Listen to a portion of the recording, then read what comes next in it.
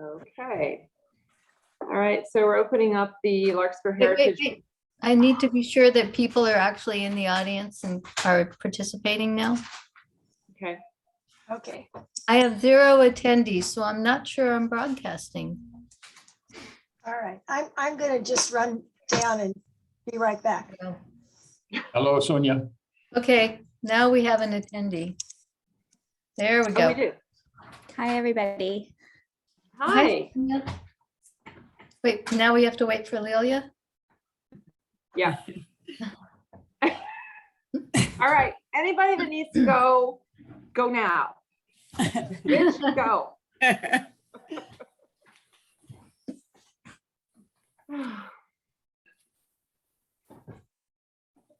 We have quite a few attendees here. We do have a lot. We have 1, 2, 3, 4, 5, 6, 7, 8. One is our new planning director. I'm gonna elevate her so she can. She's being promoted to a panelist, so she can show up here. Kristen, how much longer will you be with us? I think the end of summer. Oh, good. We're keeping it fluid because I want to make sure I leave the new community development director in a good place. So is that the name, Community Development Director? Yes, and I promoted her to panelist. Did she move? Is that Elise? Yeah. I think you're muted. Do you see her? I don't see her. I see her. Okay. There it No, is. There's her title. I Okay. see myself. Oh, there. Hey, now I see Elise. Elise. And then- Hello. There we go. Here comes Carol. Nice to see you. Oh, good. Is Carol coming? Yes. There she is. Okay. So Carol, you're muted too. So you might want to turn on your microphone. There we go. I'm on. Okay. Are we ready to start? Yes. All right. So we're opening the May 9th, 2022 meeting of the Larkspur Heritage Preservation Board. And I think we should start with public comment. Let's do a roll call. Oh, all right. Sonia. Oh, I'll call it. okay. Commissioner Gillan, Present. Commissioner Langto, Present. Commissioner Storick, Present. Commissioner Goldberg, Present. Chair Colhane. Present. Kristen, are we commissioners or are we members? I'm sorry, I do the planning commission too. You're board members. I'm sorry. Right. Just a habit. Motion. Okay. So the first item is always public comment. If anyone wishes to address the board on matters not on tonight's agenda, we will hear public comment only on matters over which we have jurisdiction. I have one hand raised. I'm going to allow them to speak. It's a phone number. Good evening, James Holmes, Larkspur. I just wanted to draw the board's attention to the housing element update if any of you were not aware of that, because several historically significant buildings are identified on it's called Site 5 downtown, or Section 5 downtown. So in the historic downtown, several significant buildings, for example, the Costello residence, are cited as possible sites for housing.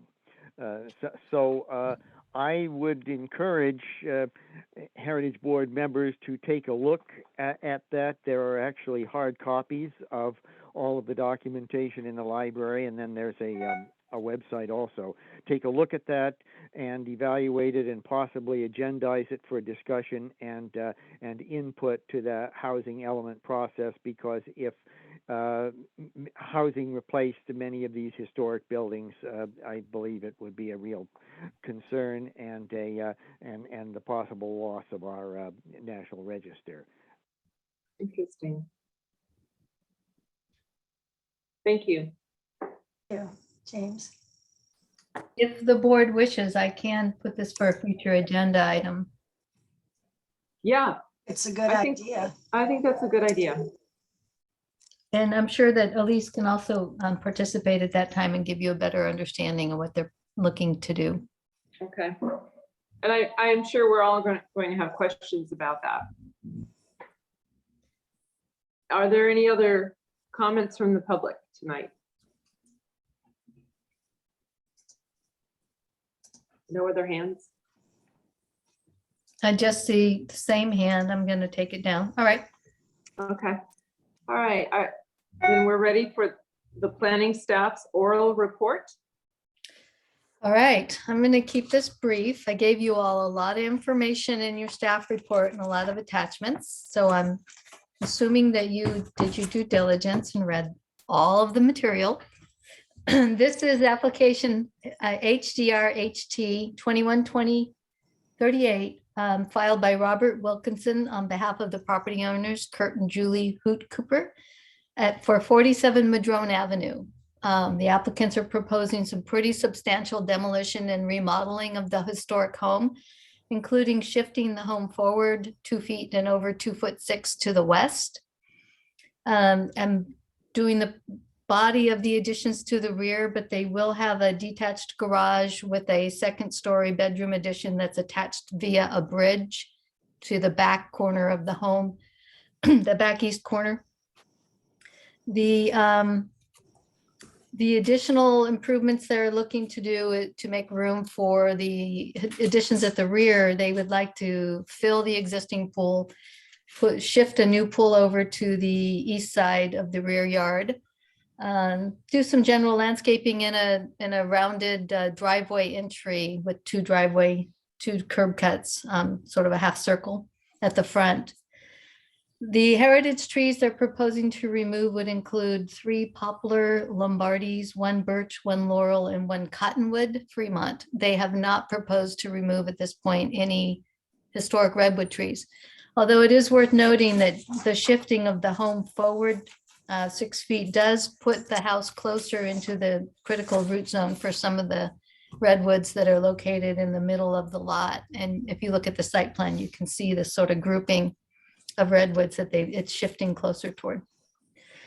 So we have reviewed this application extensively, and the historic architect has weighed in repeatedly on it. And based on the last set of revisions and plans, we have determined that the proposed improvements can be found to meet the Secretary of the Interior standards, and have provided you with a breakdown and analysis of the improvements and some basic findings for approval under the Heritage Board's findings. If you agree with this analysis, you can move forward with a recommendation of approval tonight. If there are any things that concern you, you can see if you can work with the architect or applicant to determine if you can address those concerns. And this could result in a continuation or perhaps just a motion with recommended conditions of approval for the commission. And that concludes my report. Kristen, what is the history of this application? You mentioned that it's gone through several meetings with Jerry.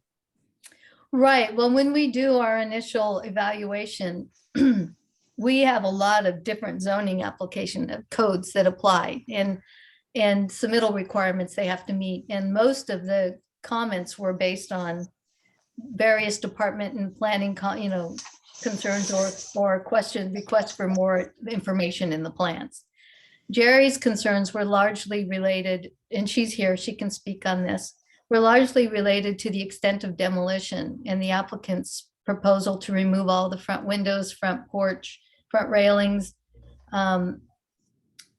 trim work and siding, and take it all off and then put it back on at a later time.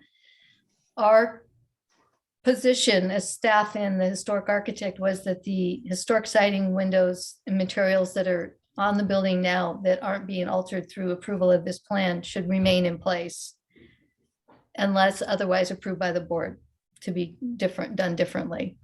And we got to that point so that we could deem this complete and find it to be compatible with the Secretary of the Interior standards. Hi.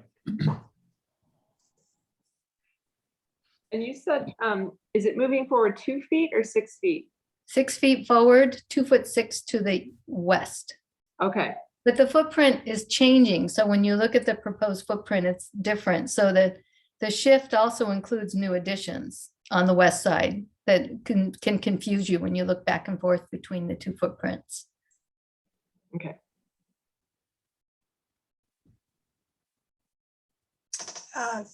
Kristen, the view on the plans we have, the view from Madrone Avenue is the accurate, complete view that. Well, I mean, the applicant has taken some artistic license here because that's not the location of the trees or how it lays out exactly. Oh, But the okay. building appearance is generally correct. Here, if you can see here on the roof plan, the garage is set back from the forward form of the original portion of the home that's remaining and then connected with a bridge. So Mhm. when you look at the elevation, this is what you'd see. Mhm, The mhm, original portion of the home is here. mhm. And then the addition, this part here is being largely reconstructed. And then this is a new addition on the second floor that extends back behind the house. Okay, Mhm. okay. And can you go back to the prior slide, the aerial view? Is the garage, the face of the garage The site in plan. line with the front of the house? No, so the garage is set back slightly? Yes, it's set back. Here's the front of the Okay. house. This is the front porch. So to move the house, they will deconstruct a portion of the front porch, move the house forward and then reconstruct it to match the historic materials. Wow.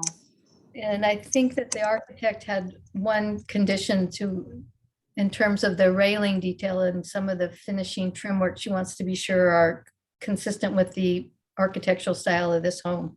So we can handle that at building permit stage, or if you aren't satisfied, there's enough detail here for you, we could ask the architect to provide that.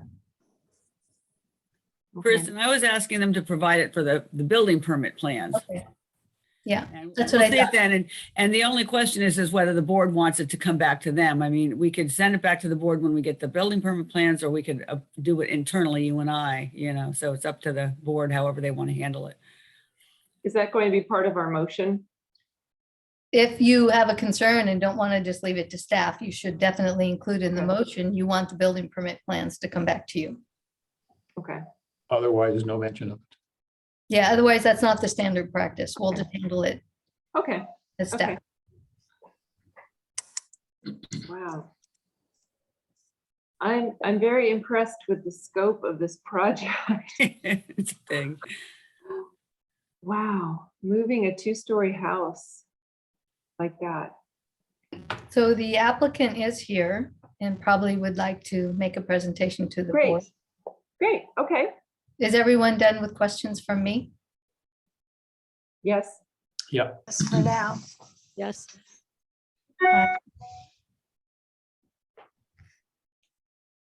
So would the applicant or the property owner like to make a presentation to the board? You should raise your hand, so. All right, Mr. Hoot Cooper, I'm giving you permission to talk. If you would like to see Mr. Hoot Cooper, I can elevate him to a panelist temporarily. Sure, yeah, Yeah, that would be nice. All right. It's going to take a second. He's going to disappear and reappear, I think. There he goes. Okay. So Mr. Hoot Cooper, you need to remove your mute. Yeah, there we go. There we go. It worked. Thank you, Kristen.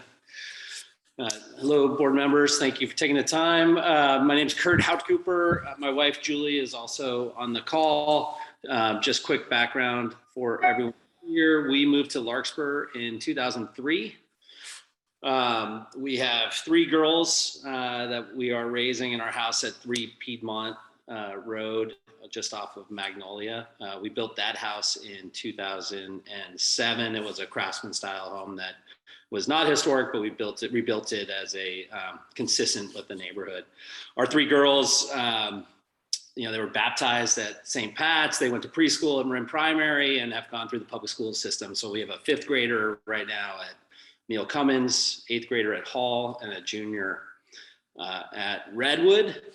We're very involved in the community. My wife was a teacher at Tam High. We have basically coached all sports. Julie's still coaching volleyball. I'm doing softball, basketball, soccer.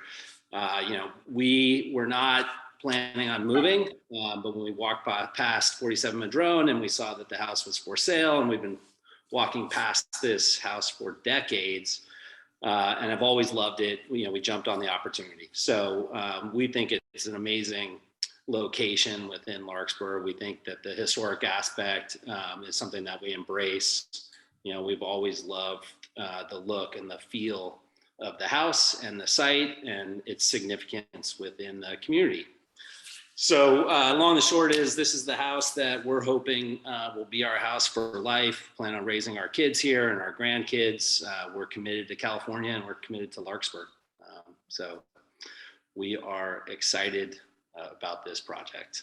In terms of the historic side, we also want this to be a house that is as energy efficient as possible. I don't know if we can ever get to net zero energy or carbon-free home, but it's an important thing for us. And you look at our existing house in Larkspur, we have solar panels and backup battery packs, and trying to get off the grid as much as possible. And so that's an important part for us in building a new house, having energy efficient, airtight home. So that's my presentation on the Hout Cooper family, and thank you for. Thank you. We want to help you get this done. Thank you. Yeah. We're excited. Oh, and you should know, I should mention, I've reached out to a lot of the neighbors. Obviously, we know a lot of the neighbors just living a couple blocks away as well. But there's more outreach to do. But I have done a lot of outreach to try and show the plans and talk about what we're doing to be community involved. How has the response been from your neighbors, or the neighbors of the site, I should say? Really good, really good. I mean, I think everybody has a history with this house. There's a family that was there for a really long time that had a lot of outreach to their neighbors, and there's just a lot of memories, I think. And so everyone seems excited about it as well. Happy that it's a family that's moving in. And for the most part, I think people really like our plans. I think they can see just how much thought and effort went into, the preservation of the front and how it looks from the street, and really understand the limitations that we had in terms of, the historic heritage redwood trees that are there impact where it lays, the house lays on the site, and really that the only places that we could expand were back and to the side. So I think it's been a really good involvement from our neighbors. Good. Yeah. Anyone have any questions or comments for Mr. Hout Cooper? Sonia? Hi, I do. Hi, Mr. Hout Cooper. I'm Sonia. I'm just a little curious. I know you mentioned that the heritage redwood trees were a big factor in what space was available and what the ultimate design looks like. But could you talk a little bit about the moving of the house by that, 6 feet and over, and just how you came to that as the best choice for, this renovation? I haven't been on this board very long, but this is the first time I've even thought about like that kind of movement of the historic house. And then with Jerry's recommendation to keep the windows in place, that's sort of what popped out to me while I was looking at your plans, is that, preserving those historic elements of the house and moving it. Yeah, so Rob, our architect's going to talk. He's probably better at kind of going through some of that. But obviously, you can see the way it lays out. It's really the center of the site, the middle of the site. Most of the homes on Madrone are forward. I think if we didn't have the cluster of redwoods there, we would have looked to move it a little bit more forward. So we were limited to how far forward we could move it because of the cluster of redwoods. And if you look at the back, this is a really unique site. The front, you have all the redwoods of what we love about Madrone, and in the back, it's all sun and southern exposure and a lot of light.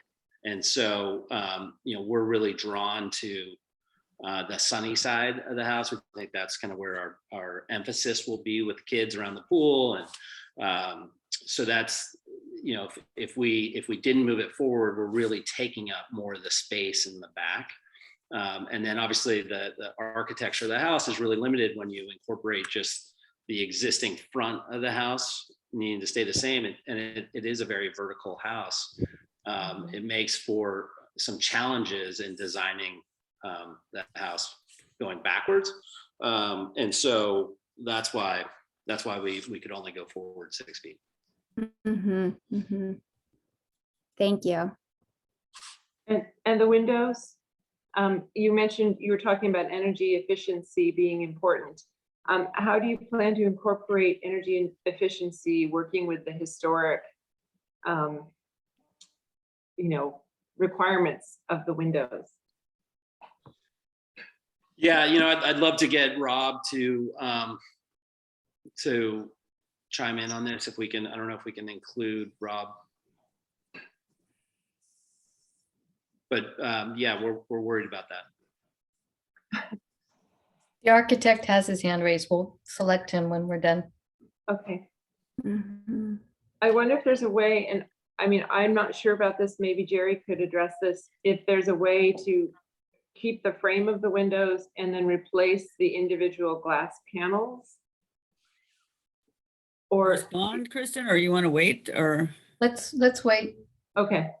Let's let the applicant get through their process first. Okay. Are we okay adding Rob? Okay, I'm going to return him back to a panel.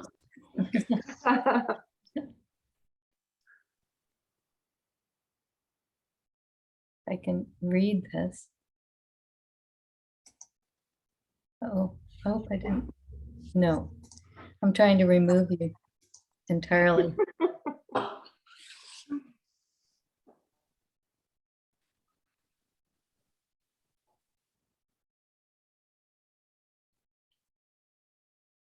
I don't seem to have an option for returning them back to panelist.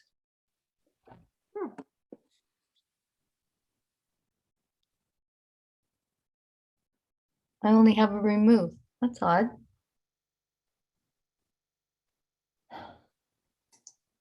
Well, I'm going to mute him. And we'll bring Rob up forward. Make a host, rename.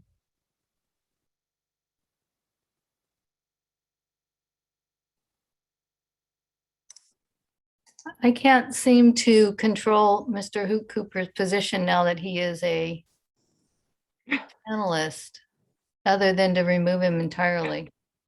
No, you can stay on. I mean, it's okay, right? Is there an option in the list of panelists when you right click on it? I don't know what you mean exactly. Like if I there's see a what you're saying. list of participants. Change to attendee. Yeah, you're right. It was over there. Okay. And now, Rob, we're going to allow you to talk And I'm going to promote you to a panelist now that I remember how to do this.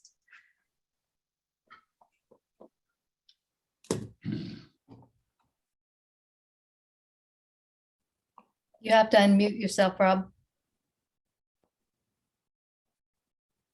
Okay, am I on? You are, but we see no picture. You can turn your camera on if you wish. Oh, okay, we're good. There we go.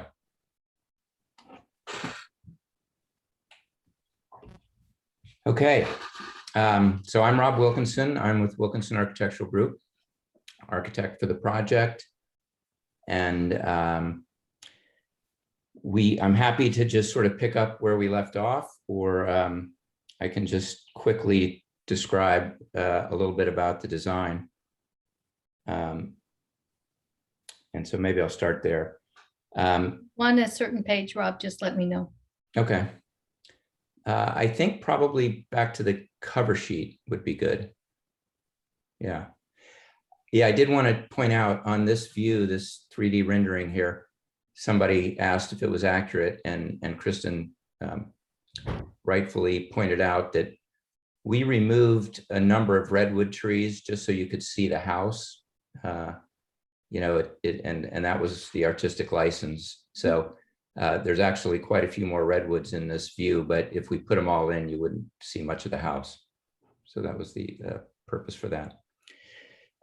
So design concept here was primarily to respect, of course, the historic portion of the structure, and then to separate the new additions where possible, such as removing the garage addition and connecting it back to the house with a bridge, so that the massing really feels removed from the main structure. And then for the bulk of the additions, we put those on the rear side of the house using the existing ridge line as sort of the demarcation point.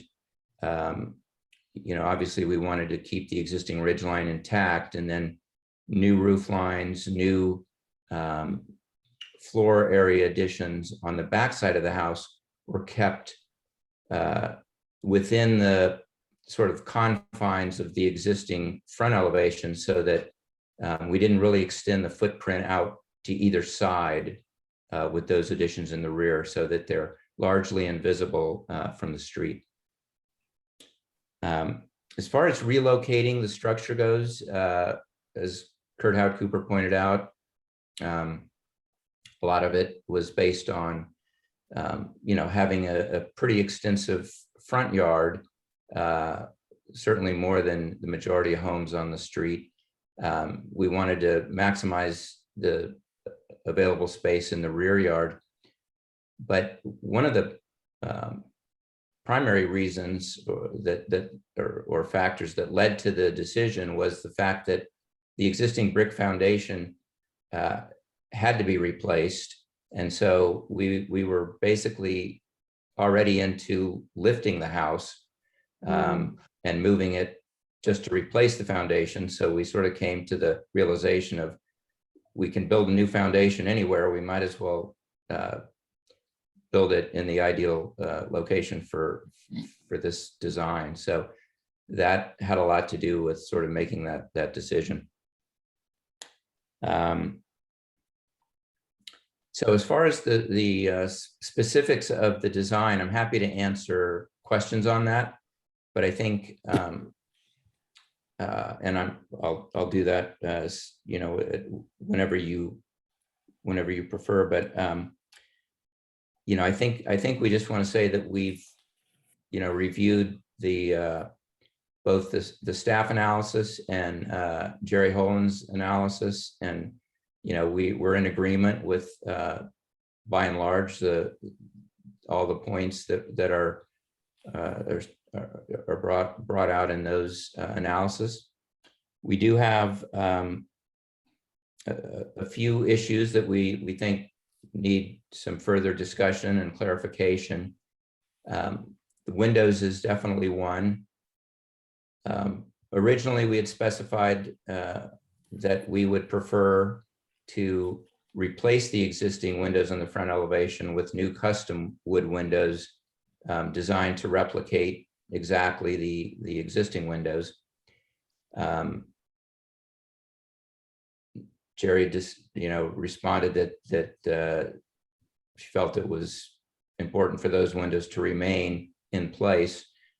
We've got concerns with that from for a number of reasons. Energy efficiency is one.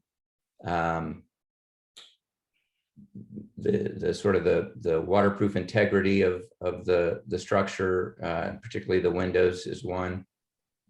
We do have a couple of broken panes that are going to need to be replaced. And then there's also concerns with that I've discussed with both the building official and the fire marshal of just the fire resistive integrity of the building. So those are some practical reasons that we feel like replacing the windows with new windows that are exact replicas would be beneficial to both the homeowners and the neighbors as well. Something that I'd like to discuss, and this seems like the right venue for that. And I'd probably include, it's probably appropriate that we raise the point now that we also had a similar issue with the siding. Jerry has recommended that the siding remain intact and on the front elevation. We had proposed to remove all the existing siding by hand, store it on site, and reinstall it once the building was put back on its new foundation. And we proposed that originally because we feel like it's a practical solution, as well as the fact that we have a substantial amount of existing siding on the back and sides of the building that we can remove and use as siding if in the event that some siding might get damaged during the removal process. So taking that approach has several advantages. One, it allows us to completely weatherproof the front facade of the existing building, provide a weather-tight, moisture-proof enclosure. It also gives us the ability to make the front facade more fire resistant and bring it up to current codes in that regard. And those are two issues that I've discussed with the fire marshal and the building official, and they, would support that approach if the board felt like it was a reasonable way to go about this. So I wanted to put those two on the table and have a discussion about it. Yeah. Okay. Thank you. Kristen, do you think this might be a good point to have Jerry weigh in on the pros and cons of original windows and siding versus custom replications of those?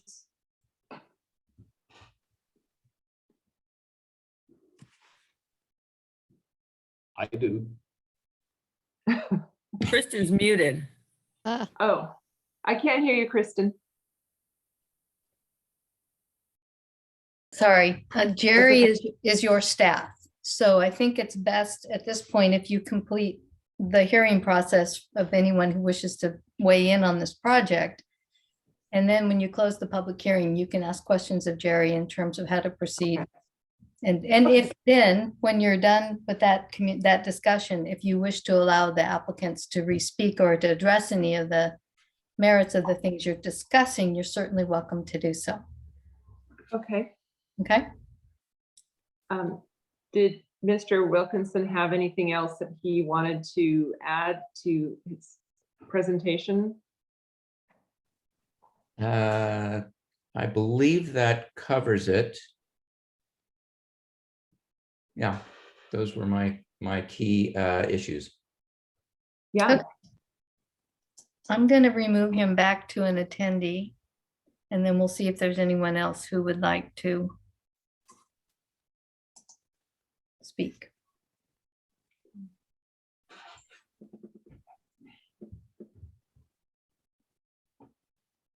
So he's back as an attendee if you want to see if anyone else wants to speak, Hillary. okay. Would anyone else like to, any member of the public like to speak? Kristen, do you see any hands? I do. So let's start with the phone number at the top. I think this is James Holmes again. James, I've allowed you to speak. James Holmes, Larkspur. My first question would be, what would be the impact of all these changes on the historic rating, the numerical rating of this building? I've seen in some past proceedings even minor renovations be cited as a reason to reduce ratings substantially. Would that be the case here? What would be the anticipated post renovation rating? In connection with that, I know that the change was described in the staff report as, quote, extensively demolish, rebuild, removal, and expand. And so I wonder if that impinges on the historic rating criteria number 2, quote, maintain the integrity of the historic resource, unquote. So I think that's something that should be given some consideration. I also wonder about the effect of moving, or the effect on such an old place of moving it with possibly substandard construction. I remember reading that in Larkspur Past and Present that at least part of the house was built on a redwood stump originally. So that brickwork, which was put in the 1950s by a lawyer who bought it from Dr. Newman and his family, that may be what's holding it up. And what is the likelihood that, and I didn't really see anything in the documentation relating to this, but a question would be, what is the likelihood that that moving could do so much damage to the property that there isn't much to the building, that there just isn't that much left, and the applicant might be prompted to come back and say, well, it fell apart, and so it's cheaper and easier to rebuild and make it energy efficient and so on. It does. I'm somewhat familiar with that property, and I can tell you there is a huge space in the back with very little in it except a swimming pool. And so that does make me wonder whether that move is, with all of its problematic potential, is really essential for adding a large addition in the back. With regard to the trees, final point, regard to the trees, I wonder what is the purpose and rationale for the removal. In the removal criteria, item 2, the findings have to be made regarding to either hazard or that removal is necessary to prevent unreasonable interference with the property owner's investment back expectations. So my question is, and if I missed this, I'm sorry, but I didn't see the rationale for the removal and whether it's really necessary. With regard, I'd say preliminarily that with regard to the overall count of the trees, the 54 tree count is overstated because it includes the trees that are on other properties, according to the staff report. But some or all of the trees may be historic in and of themselves, as having been planted by the Browns. There's a photo from Larkspur Past and Present in the staff report. I think it's page 104 from from Larkspur past and present that shows the extensive poplar grove that was planted on site by the Browns, and the large birch is also of an age to date back to the Browns, although we don't have a picture to substantiate that. So I guess there should be a clear rationale for the removal of these heritage trees, some of which, as I say, may date back to the original historic owner. Thank you.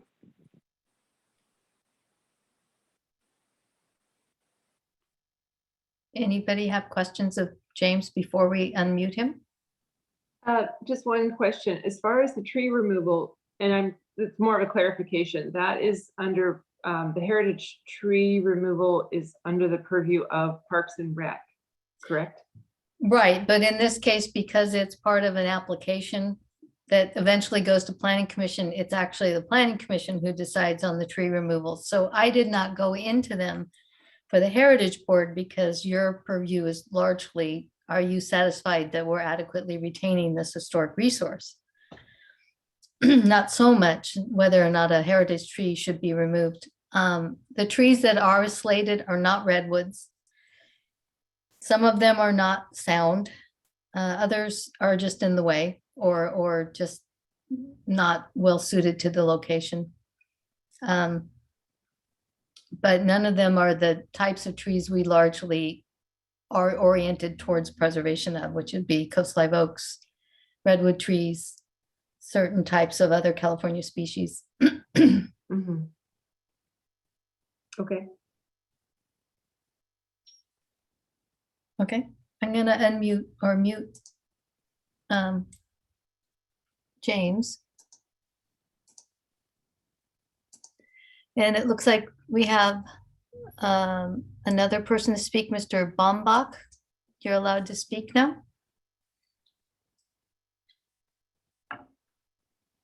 You have to unmute yourself. Okay, hi, can you guys hear? Yes. Hi, so my name is Don Bombach and my wife's here with me. We are the neighbors to the west. So we're probably the most affected by the addition on the west side. Mm-hmm. I think I'm going to bring this up more during the Planning Commission rather than this, but all I wanted just to make record of is, Kristen, I sent you a letter. Did you receive it? I did not receive it today. I checked my mail as of 4:30. You want to check it again? Anyway, I sent it about 4:45. Did you send it to LK Planning or to Kristen Tyke? To Kristen, to you directly.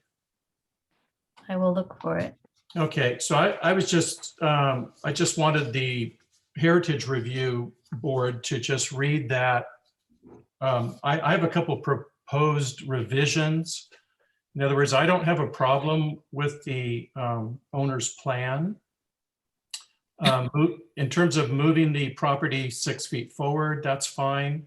I have a little bit of problem with moving the property the 2.6 feet to the west. And the main reason there is that my property as well as 53 Madrone were both non-conforming. In other words, what their plans don't show is my garage is literally only a 4-foot side yard setback. So it's really cramped in that space. And so what I'm proposing is, yes, I'm okay with them moving the property westward by the 2 feet 6 inches, as long as they shave off the same amount on the existing structure. And that's the only reason why I'm bringing it up at this meeting is because it may affect the facade of the west. So in other words, I'm okay with exactly how the architect has drawn it. However, I propose a 6 feet reduction in the proposed upper story laundry room. And then that also you would push the westward wall of the kitchen. So if in fact you want to move the property over by the 2, let's just call it 3 feet. If you do want to move the property over there to implement the total plan, fine.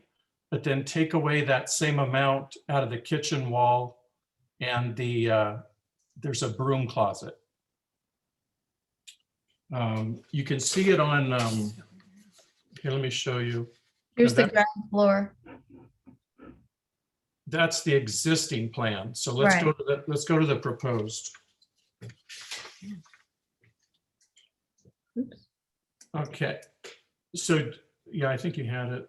Yep. This is the kitchen here, the west side. Right, so what I would say is you take Painting the out, same wall. right, and go a little bit farther south in the document. You see that broom closet? Go down. Right, there you are. So what I'm proposing is go ahead and shift the building over to implement the total plan, but let's just take 3 feet out of that broom closet as long as the westward kitchen. So you're basically just pushing the range forward or to the left, and you're pushing the island to the left by 3 feet. So this whole section here, Yeah, just in other words, push that to the left 3 feet, and that kind of keeps our existing setback between my garage and the property.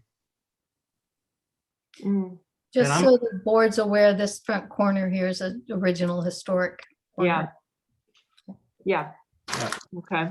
And then on the upstairs, just to push the laundry room in 3 feet. See this laundry room, you could still push that in 3 feet and still have the washer and dryer. But notice that would help in that upper 2-story space, which really affects our light and spacing. And I'm okay with the bedroom 3 and 4 staying the same. It's just, I don't think it's necessary to have that laundry room kick out. Especially that window looks right onto our bathroom, and it also looks right into our master bedroom. So Especially- moving it to the east 3 feet, but wouldn't that still keep the window looking into your master bedroom, even if it was Still, 3 it's- feet over? Yeah, of course it is. So I'm trying to, I'm trying to compromise. But yes, of course, moving the whole house 6 feet forward reduces our privacy, because it looks straight into our family room, and it looks straight into our master bedroom and bathroom. See, the problem with these plans is they don't show our house and 53 Madrone behind me, right? In other words, their plan shows trees, but literally, like on the first page, on the 3D drawing, to the right of the proposed 3D modeling is our garage. It's right there on their fence line. Mm. They are shown on the site plan and the topographic map, the adjacent buildings. They are shown. Right, but those aren't properly shown. So my garage is right on the property line. If you go back to the topo map, I think it's a little bit more accurate, on A1.0, Kristen. Yeah, there you go. Yeah. But I also think our structure is closer. Ah, It's much closer than that. As well as 53 Madrone, which is behind us. That's why I encourage you guys to actually walk out to the property.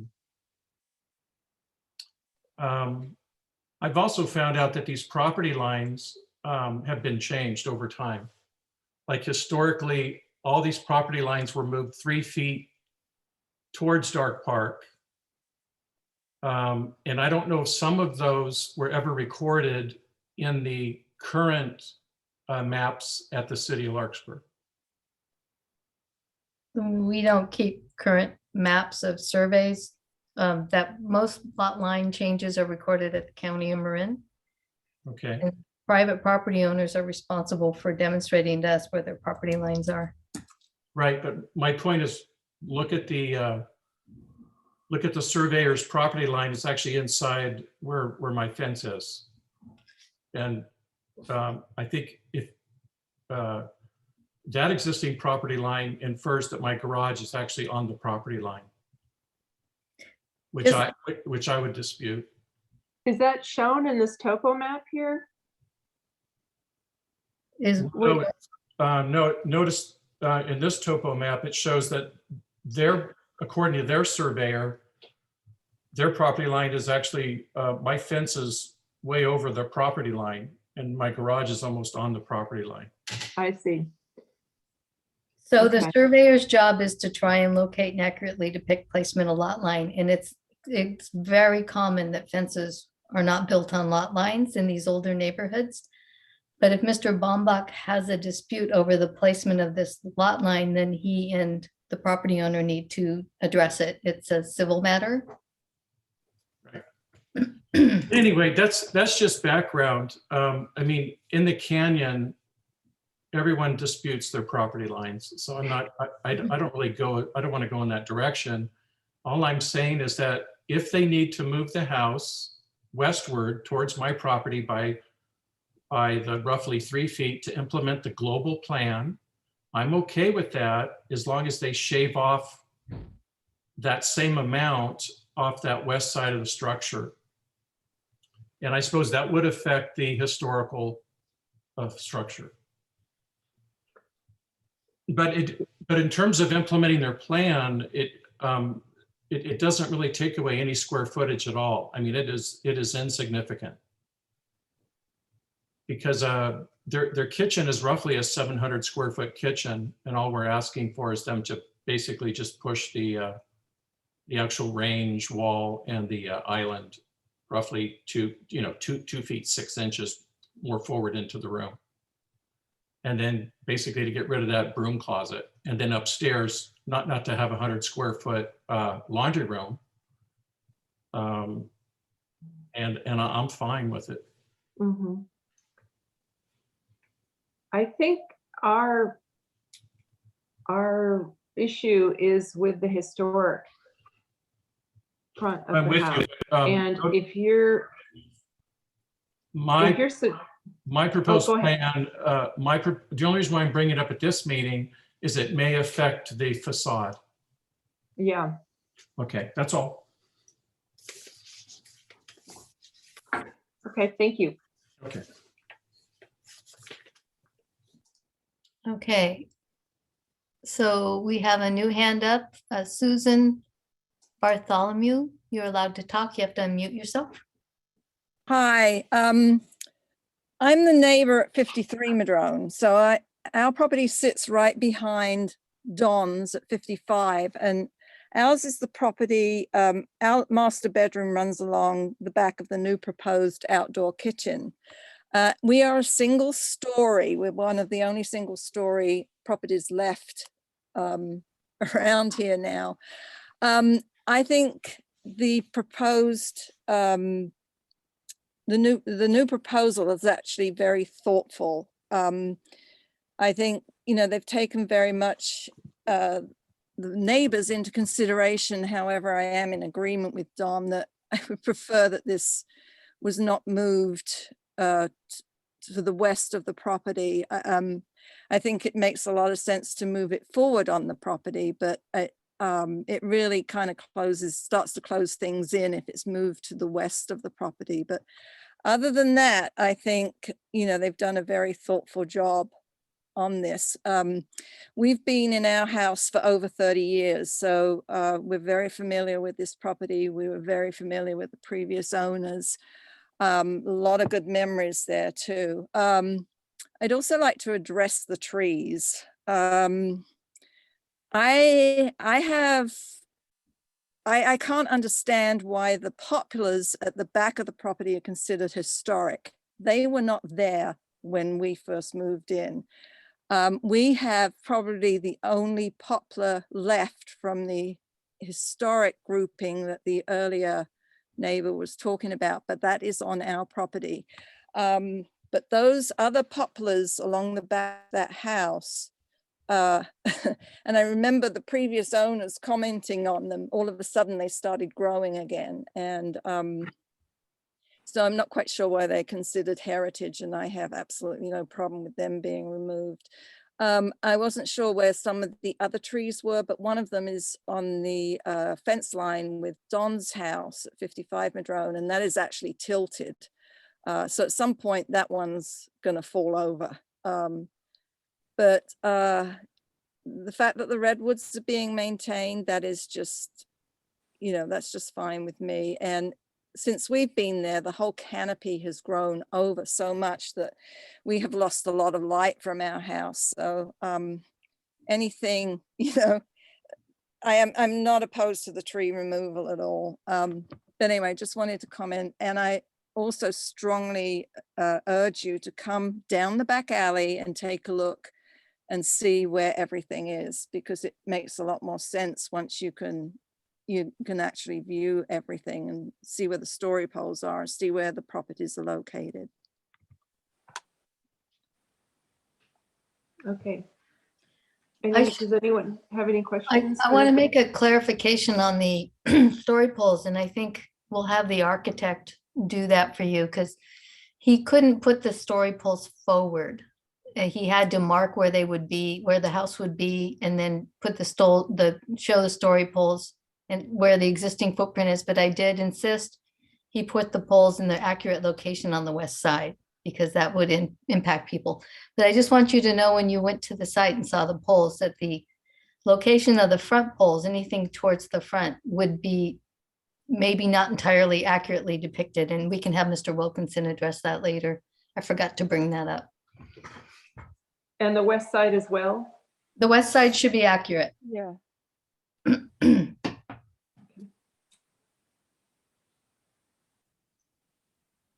Sorry. Is there anyone else that would like to comment? We just heard from Susan, correct? Yes. I'm going to remove permission to talk.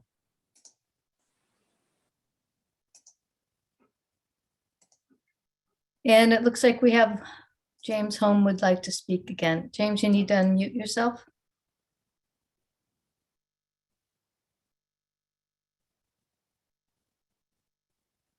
Phone number 415 592 592 I can't even read it. 924-1402. If you'd like to speak, you need to unmute yourself.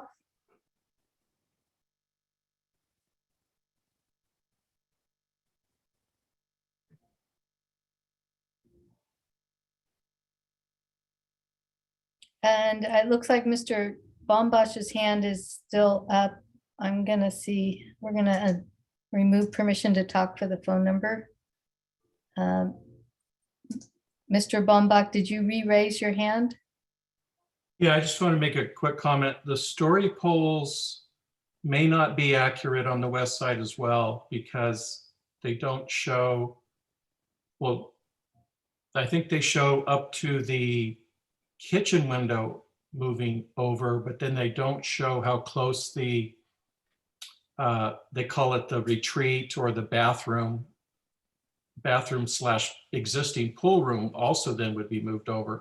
It's pretty confusing. So I wish the story poles were re-examined on the west side of the property. So not only moving north, but also what I want to see is the piece of the building which is right now existing is the pool room. I want to see if that also moves over as well. And I think it does, because it's part of the original structure. And then, so again, yeah, so that's why I raised my hand again. And then regarding the trees, I have no problem with the tree removal. And that's it for me. Okay, thank you. Okay. Cancel. So our phone number still has his hand raised, and Mr. Bombach. I'm gonna lower his hand so I don't get any more confusion. So phone number 924-1402, can you remove your mute and speak? Here we go. Yes, James Holmes, I already spoke, thank you. Okay.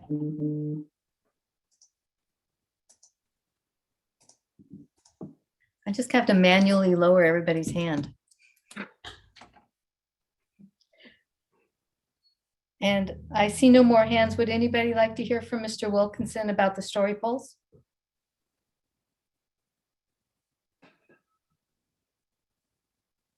Chair Colhane, would you like to hear from Um, the architect about the story poles?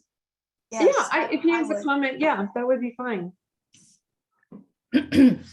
Rob, I've allowed you to speak. If you could unmute yourself. Yeah, so what we did is we located all the story poles of new additions in the position they will be in the proposed design. So all of those poles are 6 foot forward from where the existing house is now.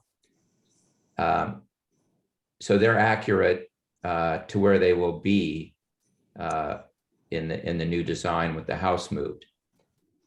In the front, on the front side of the house, we staked, when we put some poles up for the new front corners 6 foot forward. So those technically are stakes and maybe not story poles because they don't outline the roof or anything, but they're intended to mark where the building will be when it's moved 6 feet forward. So all the poles that are there are accurate based on this proposed site plan. Okay. So just looking at what we have on the screen right now, the gray area along the west and the north side, that is the original frontage and west side of the original house, correct? Jerry, you're muted.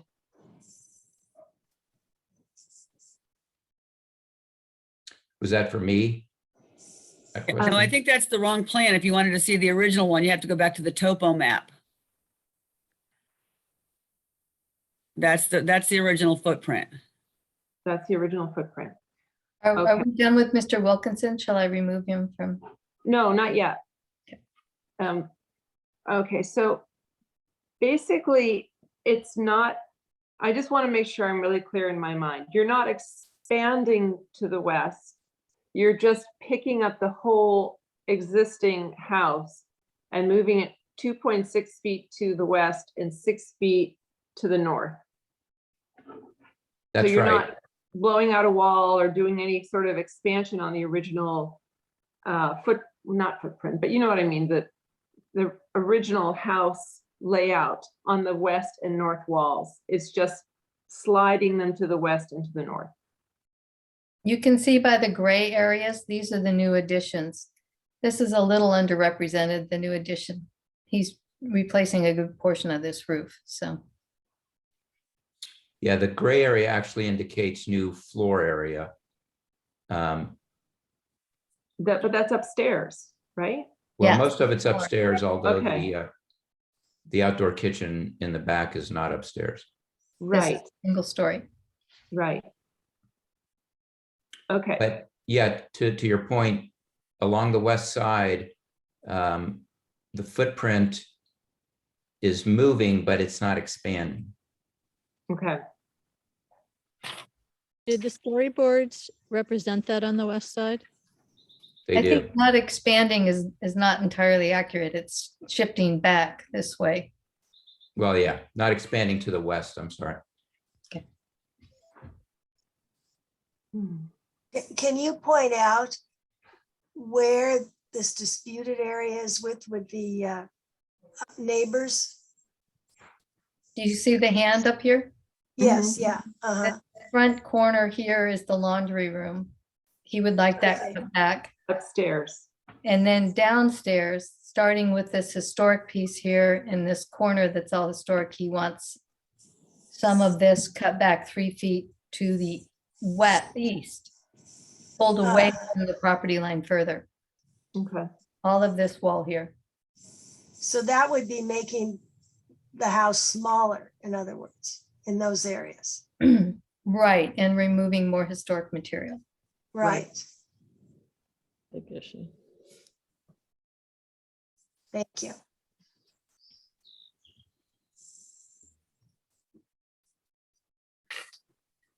Does anyone else have any questions for Mr. Wilkinson? No comments?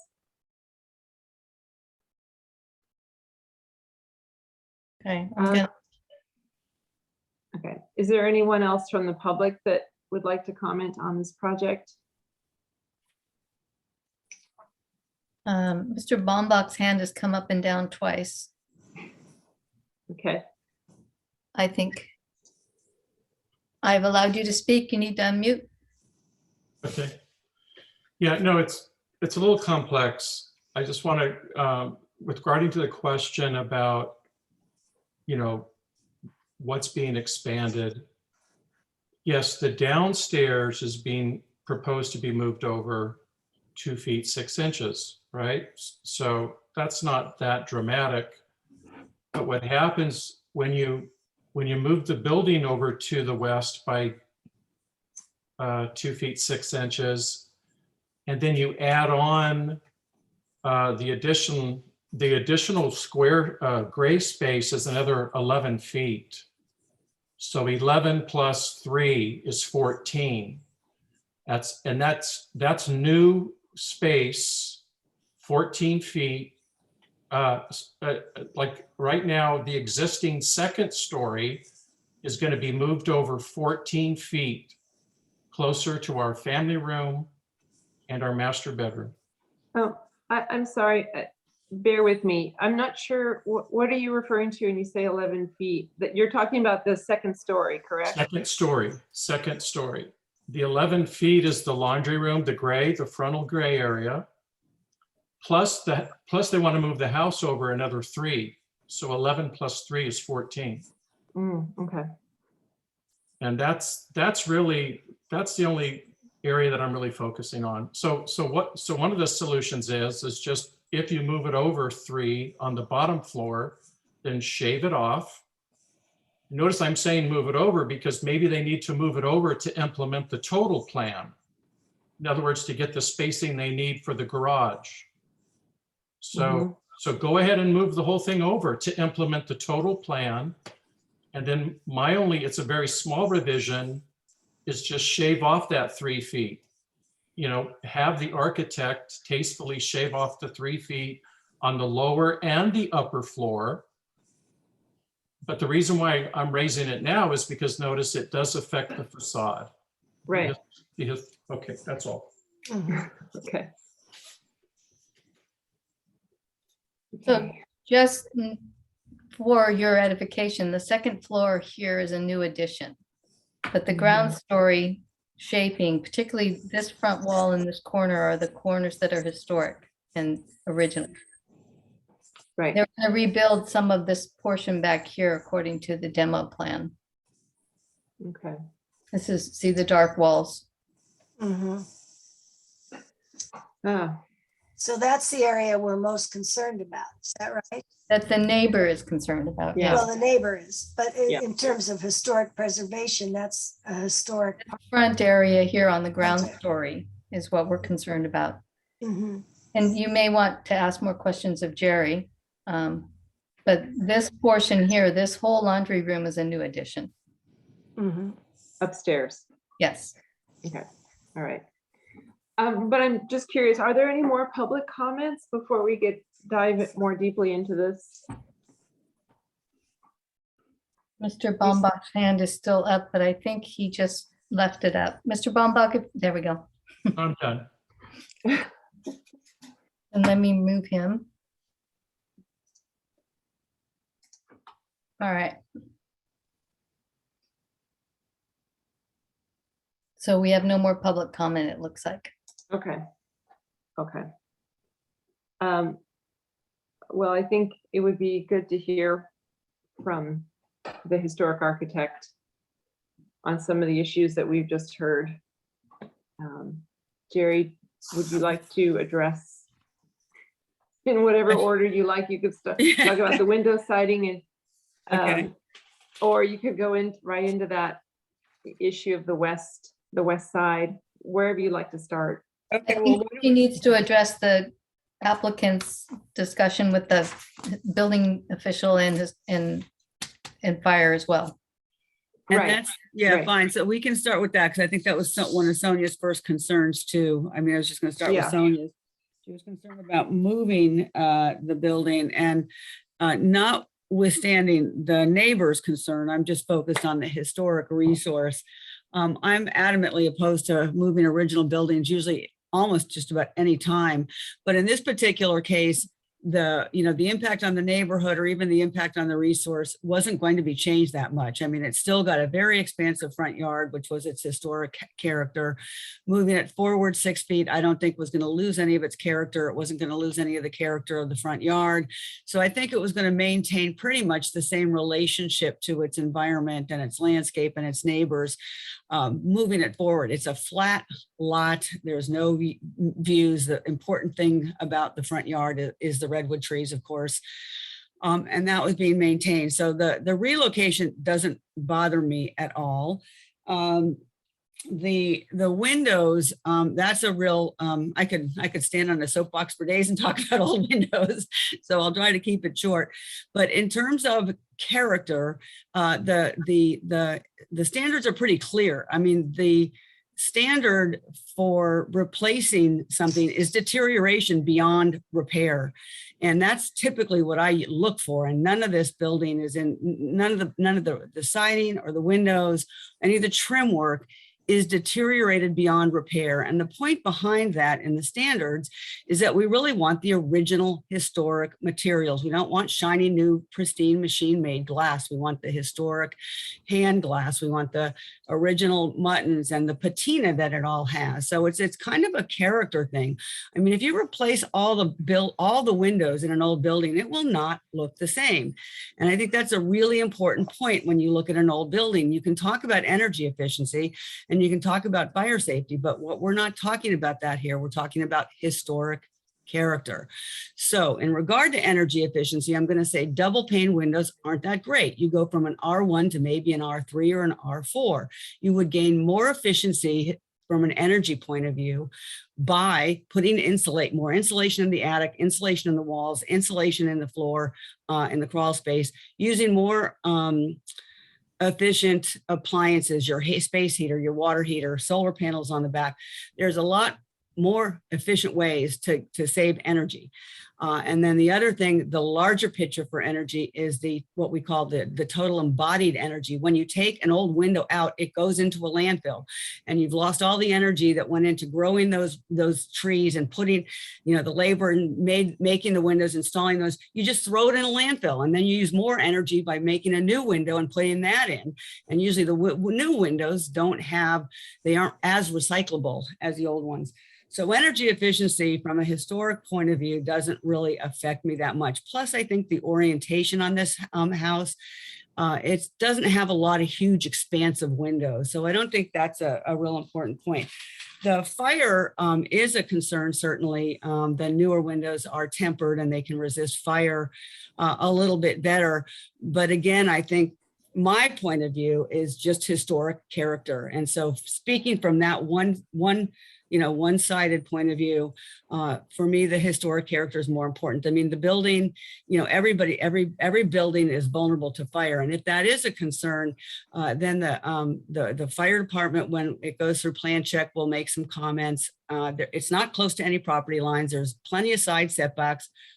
Fire spreading onto the property, off the property. It's got a long ways to go before it, harms anything. So I think that would be something to address during plan check with the fire department. In terms of the old siding coming off, I think, again, same thing with the windows. You lose the character, you lose the patina. Rob, I know, made it a point that he's got plenty of extra siding when he takes it off the back side of the house, and he might. And I do sympathize. It's hard to make an old building like this weather tight because typically they didn't use any building paper between the studs and the siding, or if they did use it, it's probably pretty well deteriorated. There's a number of methods that you can kind of waterproof it from the inside. The other thing is I would assume that a home of this vintage probably has redwood studs and redwood siding, both of which are very resistant to decay and pests and fire as well, going back to the fire issue. So if it's redwood, which I believe it would be given its vintage, you shouldn't have a fire thing. And I appreciate every architect wanting to put all new materials up there, but I think we lose a lot of the character. let's see here. And the trees here, I think we typically don't use trees as a screen, because you can't really see the home, but trees are, even though these are redwoods and they'll probably live longer than all of us put together, trees are considered a temporary screen and not a permanent thing when it comes to viewing a historic landmark. I did want to say that this proposal is much improved from the first thing that they submitted. So I would like to commend the architect and the owners, for kind of preserving the original home a lot better. Let's see here. Okay. Yeah, and I can't really speak to the neighbor's concern. I mean, I sympathize with them, but that doesn't affect the historic character for me on the west side. The only thing I will agree with is that, as Kristen pointed out, on the first floor, shaving off 3 feet, you are going to lose a historic corner, which I wouldn't really like to see. It was an addition. I do believe that part of the building on the west side there on the first floor was a later addition, Kristen, if we look at the footprint, on the Sanborn maps. But that upper laundry room area, I've never really liked. We kind of just said, well, it's not a major impact on the character of the home. We've kind of left it there, but I'd be happy to make the second floor laundry room smaller and not have that new addition on the front of the home. But again, that's not the primary elevation, it's a secondary elevation. So I think that is all I have. I can elaborate on anything if somebody has questions. Can I just add a few things? The fire department and building code will require the entire house be sprinklered. So it will have a pretty substantial fire resistance just because it'll be completely sprinkled. And the other was, I think, Jerry, perhaps you can elaborate on this. One of the big concerns with removing the siding at the front is you've completely torn the resource apart at this point, and then you're sort of reconstructing it back. And that's typically not the approach we'd like to take, because at that point, there may be some impact on whether it's really qualified anymore as a historic resource. But well, Jerry, I think you can take it off and put it back on. I mean, it gets done for a lot of different reasons. On a wood frame building, it's just as easy to kind of, strengthen the shear from the inside. But I think the waterproofing is the biggest argument for taking the siding off. He wants to put some building paper underneath, and that's a good thing. We live in a rainy climate, and water is a big problem, especially on wood buildings. Wood's very vulnerable. But I look at this building and it's pretty well protected. It's got nice, big, deep overhangs and a nice deep porch. The north side is usually the worst side in terms of deterioration. And, if the architect finds a lot of deterioration when he gets into the project, he can certainly rebuild it. I mean, this is just standard termite work. So waterproofing, the building paper can be individually installed in each individual stud bay. It's labor intensive, but it does work. And that was the National Parks solution for one of my Victorians that was on the National Register. I had the same issue where I couldn't take the exterior cladding off, and we still needed to waterproof it because we did have water coming in. So I don't know if there is evidence of water intrusion there, but it can be waterproof from the inside. I do agree with, and I wanted to say too, though, with the brick foundation, it probably needed to be replaced. This is a wonderful thing to replace the foundation. And the architect's right. Once you replace the brick foundation, or once you raise the building, you can kind of move it anywhere. It's not a big deal to move a home like that. These people that move buildings have a lot of experience and expertise in what to do and how to brace it and how to move it safely. Yeah, you can occasionally crack a pane of glass. A pane of glass is not a big thing. It can be replaced pretty easily. So I would just imagine that a home like this, and with the amount of work that this family's putting into it, they're going to hire somebody pretty reputable. And I don't feel like that the resources at risk at all for its relocation. I think it'll benefit greatly from a new foundation.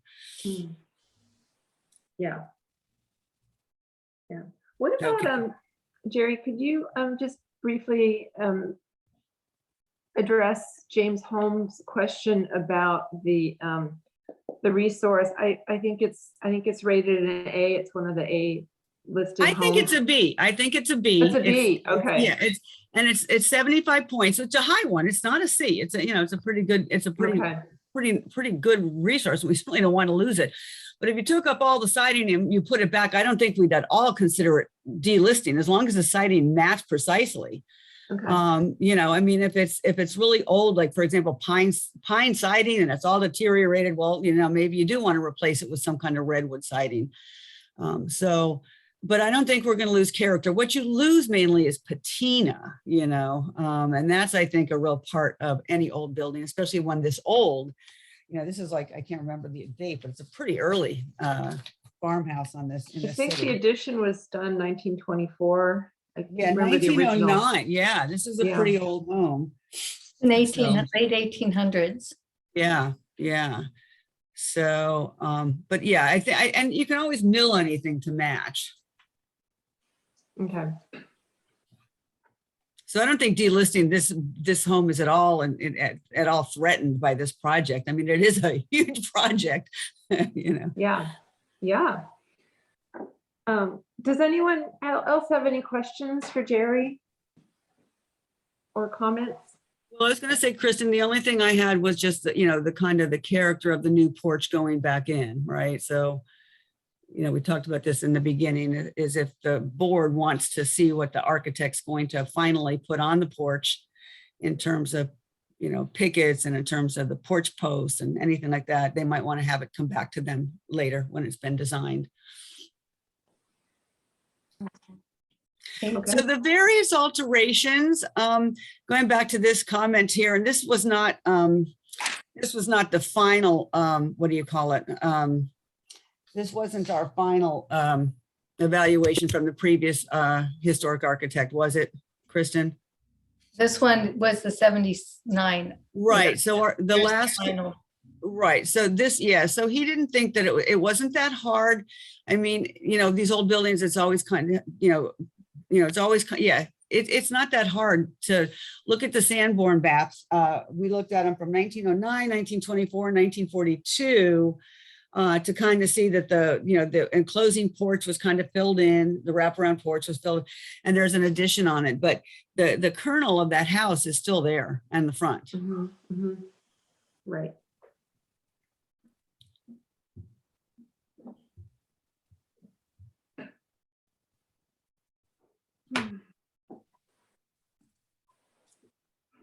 So I don't know why he took away five points on that. Explains it here. Desecration. Is that because of an addition? Alterations. Added 5 points as an individual resource. Deducted and added 5. Okay, that's what it was. Yeah. All right. Yeah, I could see the porch being a significant alteration. Yeah, but that was, even so, that was done in the 1920s. Right. So in a certain sense, the alteration is a historic resource. Exactly. Yes.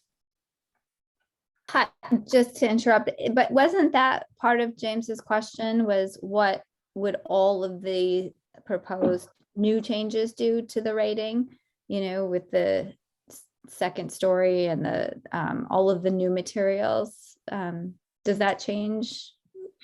I'm not going to, it might, I'd have to really sit down and think about it. But if I can get the original house restored with the original windows and the original siding, just because it has an addition around it doesn't mean it's desecrated. And that's why you're here as a board, to make sure that they don't, and that the addition complies with the standards. And so theoretically, if it complies with the standards and it meets the standards, it's not desecrating the addition. I mean, that's the whole reason we have them, is so that people can bring these older homes into the 21st century, make them more livable and more functional for our current lifestyles, but still make it,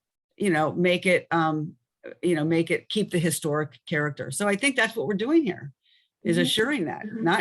We don't, if we thought that this was going to be lose any of its character, or enough of its character was chipped away where it would be delisted, I would say something. Yeah, we Okay. know you would. Thank you. Jerry, I had one question about the corner, the front corner in question. Okay. How do you think we should handle? So I think let's look at the floor plans because we don't have a 3D view of that. But if you go to the first floor demolition, that plan right there, Kristen, go back to the first floor demo plan. Do you see the northwest corner?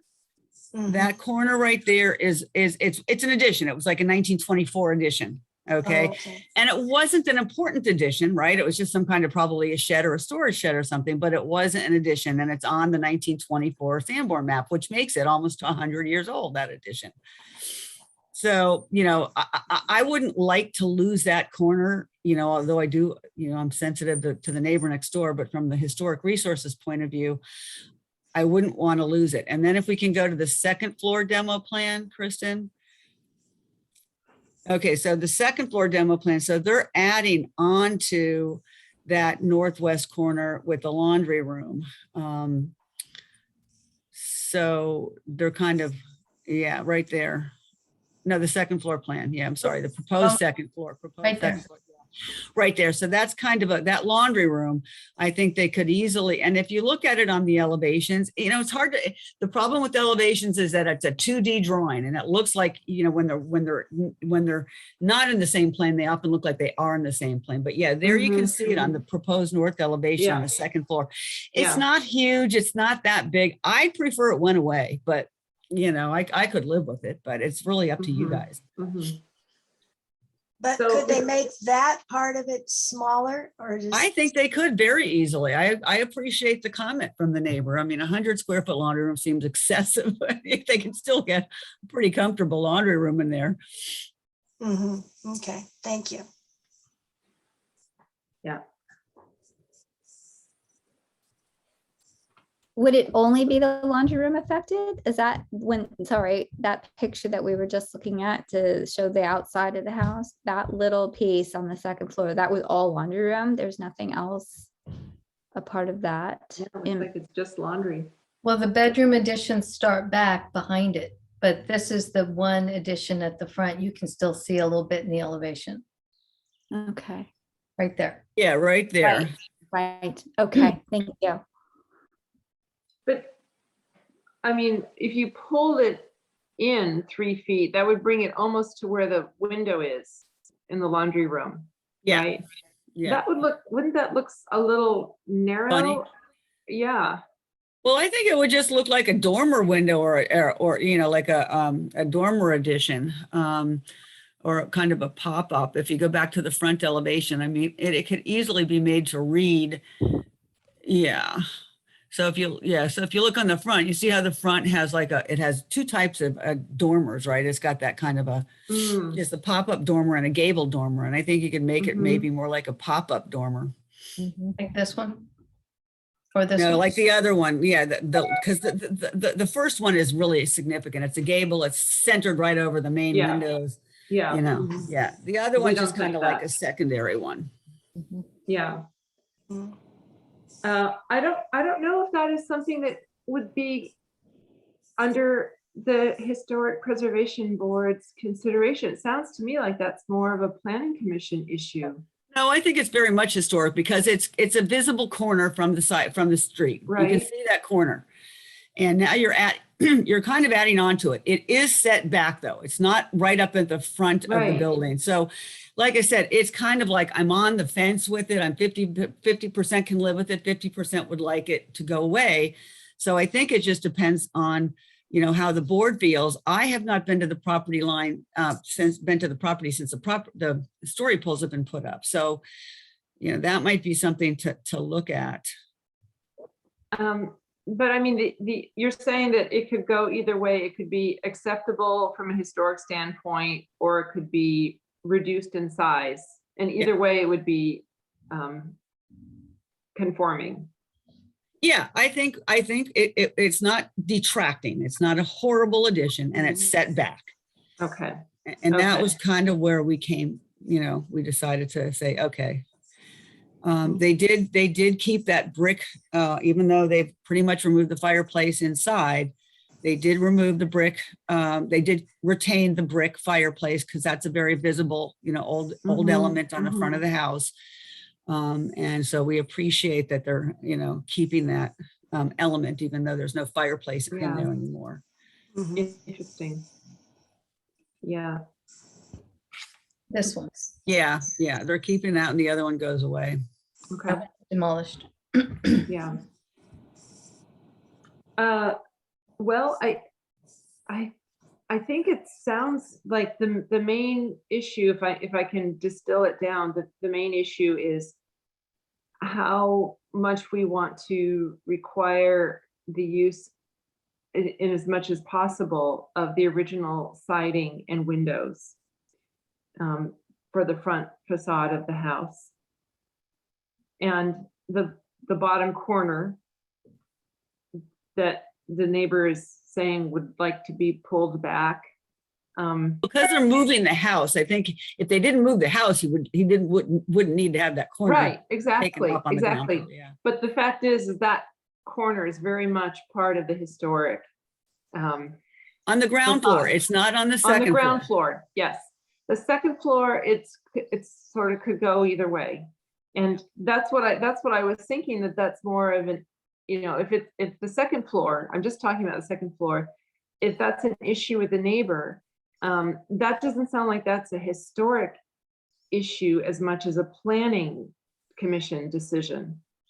I agree. That's all. I need to point out that the movement does not encroach into any required setback as well, and it is ground story. So for the downstairs portion, typically Okay. there's less emphasis placed on ground story additions as compared to second story. Okay, But this isn't an addition, it's just shifting. okay. Well, I'm wondering if any of the other board members have some questions or comments for Jerry? Like Sonia, do you have anything you'd like to add in addition? Or Carol? No, she's really addressed the issues. I mean, the windows and the siding to me are the two issues. Yeah. Rich, how about you? Is Rich still there? I don't see him. I think Rich fell off. Did he have to go because of another appointment? I don't know. Maybe he did, but we still have a quorum. Mhm. Okay. He's not with us. Okay. All right. Well, I think we have to start, if there's no more comments or questions, I think we have to start crafting a motion here. And Would you Yeah. like to have a discussion with the board members to see where you're going with this? sure. Yep. Yeah, I'm kind of opening up now. If people want to jump in and Yeah. It feels like there's probably some consensus. I guess that's what we need to find out, right? What our Yeah, consensus is. that's what I'm sensing too. I feel like we've addressed the two issues, as far as, this project. And now maybe I'll take an informal poll and just see, Chris and I always need help with this, crafting the language for the motion and what we include in the motion. That's kind of where your discussion leads you. Are there any changes you would like to recommend? I think that's the first question. Or do you want to recommend approval as proposed? I think we need to break it into the discussion about windows and siding Yeah. separately and then decide where we all are on it. Mhm. Right, because as far as the siding, there's that tension between the owner architect that would prefer to dismantle it, put it to the side, do the waterproofing, and then put the siding back up. Whereas Jerry has recommended or suggested that that could be done from the inside. And it is maintains the integrity of the historic structure in a more favorable way to keep it as is and move the house without removing the siding. And the same goes for the windows.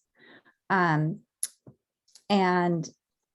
which is so interesting. It's fascinating to me that you can move an entire house, and it's preferable to keep the historic windows in situ rather than to remove them carefully and then put them back in.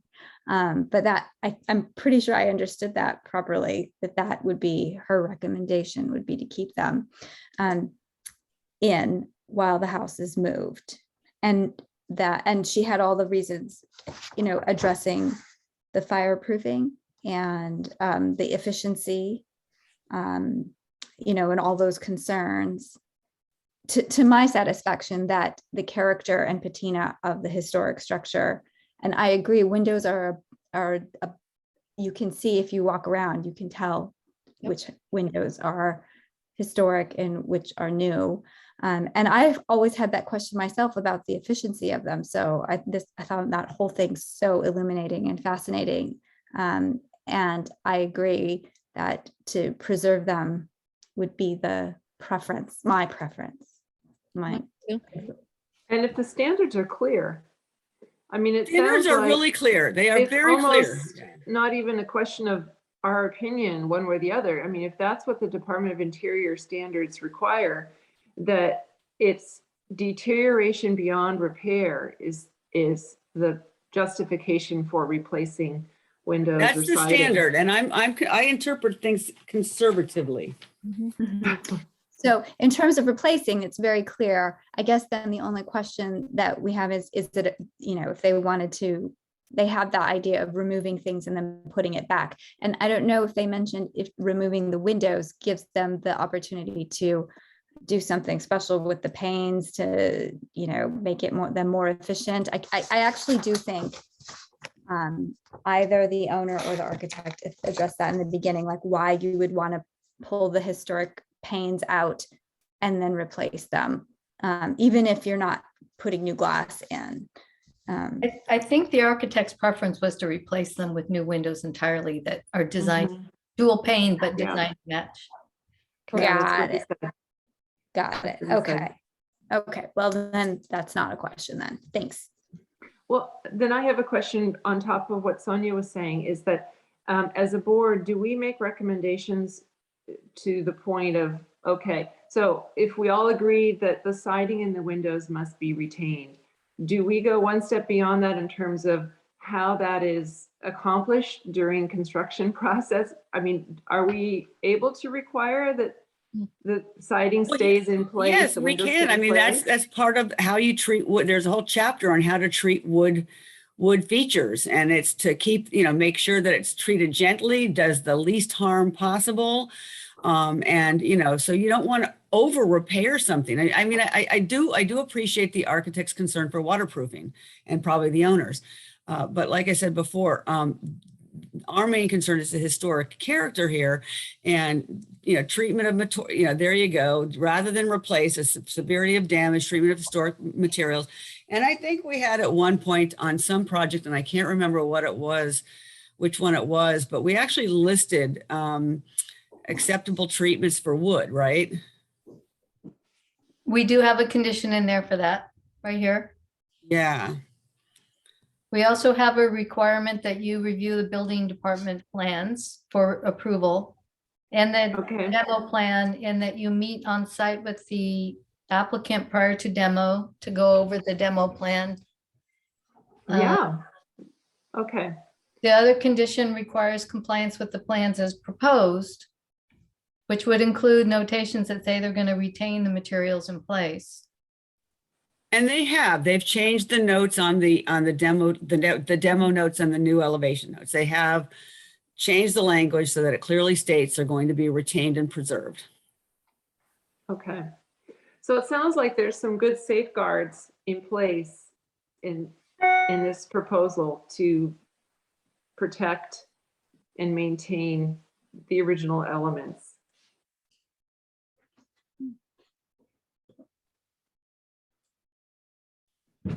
And we also have a condition for during construction to allow site inspections by the historic architect, which Okay. because of the extensive work being proposed, this is a definite requirement. They will have to pay for a deposit with the building permit issuance to cover her time to come out on a couple different times during the Okay. construction and take a look. I remember we did that on one project. Was it the one on Cedar? And that was very helpful to have Jerry come out and check it because there was an issue with windows on that project. Mhm. Um, There we go. We were asking for $1,000 deposit just to make sure if, when she comes out once or twice, that her time is covered. okay. Okay. Just reviewing quickly the letter of May 5th, that the front pickets, the trellis, all of that, we aren't discussing tonight. And the porch, like, I feel like there were still elements that has been mentioned could be discussed, circle back to us in some way. I haven't seen how that works yet. Yeah, and I wanted to, if Kristen, if you want to pull up the front elevation, I wanted to point out the change that we got from plan submittal number 3 to plan submittal number 4. So what we had on plan, and we don't have to go back to the old plans, but if we look now at the proposed north elevation and the east elevation, the pickets themselves actually look like they're spindles and turned pickets. So they look a little bit more historical, more so than those arts and crafts, 2x2s straight. And the posts have picked up what appear to be capitals. So it looks like it's trending in the right direction. We just didn't want to hold up the application for them to go back and do construction details. And I think what I have suggested to Kristen is that we just make it a condition of approval that when the permit drawings are submitted, we either internally staff review those elements or bring them back to the board. And I'm fine with bringing them back to you guys to take a look at it to see what they really will look like, because there's no notation here at all about what they could be. So Got it. up to what you guys want to do. If you want to, and they are important elements for sure. So if the board is comfortable with Jerry and I reviewing it, though, I would recommend that process just so we can expedite their building permit a little. Right, I could say it could be, yeah. Yeah. No, I agree. I think at all important stages, whether it's demolition or plan submittal before that, I think that is a very important element of our approval is to have Jerry and Kristen be involved at those crucial stages. I agree. My impression is, Jerry, from what you said earlier, these people have really made some changes to make an effort to comply with things. So the last thing it seems like we want to do is hold up permits. Yeah. We can avoid that. Yeah, I think Jerry and Kristen, you can take care of it because it's so hard for us to set up a meeting. That would greatly. Yeah, and we're in agreement about the style with the spindles and how it all would conform more with the time of the house. And that's what you guys were talking about in the beginning, and I was a little lost then, so sorry, I had to clarify. So perhaps in your motion, you could propose the amendment to condition 8 to add the comments she provided on the May, did you say May 5th? May 5th letter. Yeah, that was my last one. Okay. Just so we're clear that you want her to look at the railing treatment and detailing on the support post. The railings, the post, and the trellis. Okay. 3 elements. Can you add that, Kristen? I can, but you need to make a motion to Okay. tell me to do So so. let's start crafting our motion here. So in other words, I'm sensing that the board is generally in favor of approval of this project with the conditions that we incorporate comments from Jerry's May 5th letter. And do I need to say anything about timely supervision of construction and demolition, or is that already included in the staff report? We have it in the conditions. You have it in the conditions already. Historic Okay. review and inspection fees, site meeting with historic consultant. Treatment of- Prior to demolition, that's the key, prior to demolition. Otherwise, we'll get out to the site and all the windows will be out. You know? Right, so Yeah. we'll have that done before we issue the permit. When it Okay. looks like we're getting ready to issue, we'll schedule the meeting. Mhm. Okay. Right. Anything else that we would need to incorporate in our motion and our approval?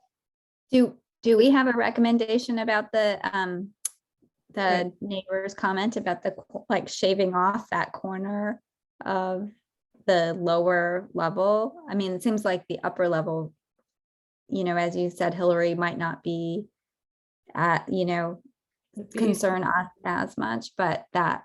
But the lower level is. Yeah, we Definitely. definitely don't want the lower level shaved off. Yeah, Yep. yeah. Yeah. So you're right. Right. You're right, Sonia. We should add a statement about that, you know, that there's no change to the ground floor existing footprint of the house, other than, of course, it's sliding forward and slightly to the west. Right. Mhm. We think that's okay, but we, you know, in his conversations with his neighbor, we don't really want to see them shave off part of the historic structure. Right. Right. And Where the- would we add that in this motion? It's kind of a long motion. if I'm Yeah, reading it is. Are you keeping track of Yeah, this, and Kristen? it's also funny because it's not like the owner or architect have that in their plans, right? This was just a suggestion from From the the neighbor, neighbor. but we But that just, neighbor's gonna go to the planning department, yeah. Yeah. so we want to address our opinion that Yeah. that's not a great idea to Cut it off. cut off the On the ground floor. on the On the ground. ground. Second, the second floor, we don't have, I don't want to say we don't have an opinion, but I would defer to the planning commission's decision on that one on the second floor. Great. because it's not part of the historic structure. The second story. Right. Yeah, and it doesn't make a huge difference either way in terms of the character and overall appearance from the front. Okay, so I'm going backwards a little. I know we have a consensus on the windows staying as are in place. Do we have a consensus on the siding, whether it can be removed and put back on, or we want it to be retained exactly as is when they move the structure? The plans that you have before you have notations saying that they'll be retained in place. Okay. And that's what you recommend, Jerry, right? Yes. Yeah. Yeah.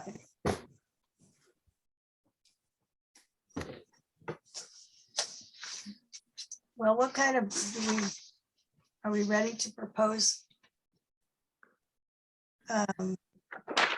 Kristen, do you have a draft of language that? Hopefully. If you Recommend. tell me, I'll approval- say it. Okay. I How want to about, make sure we do it right. let me see here. Recommend approval to the planning commission based on the plans and findings presented in the staff report and meeting. Subject to the additional recommendation for review by the historic architect in her May 5th letter addressing railings, post and trellis design. Further, the board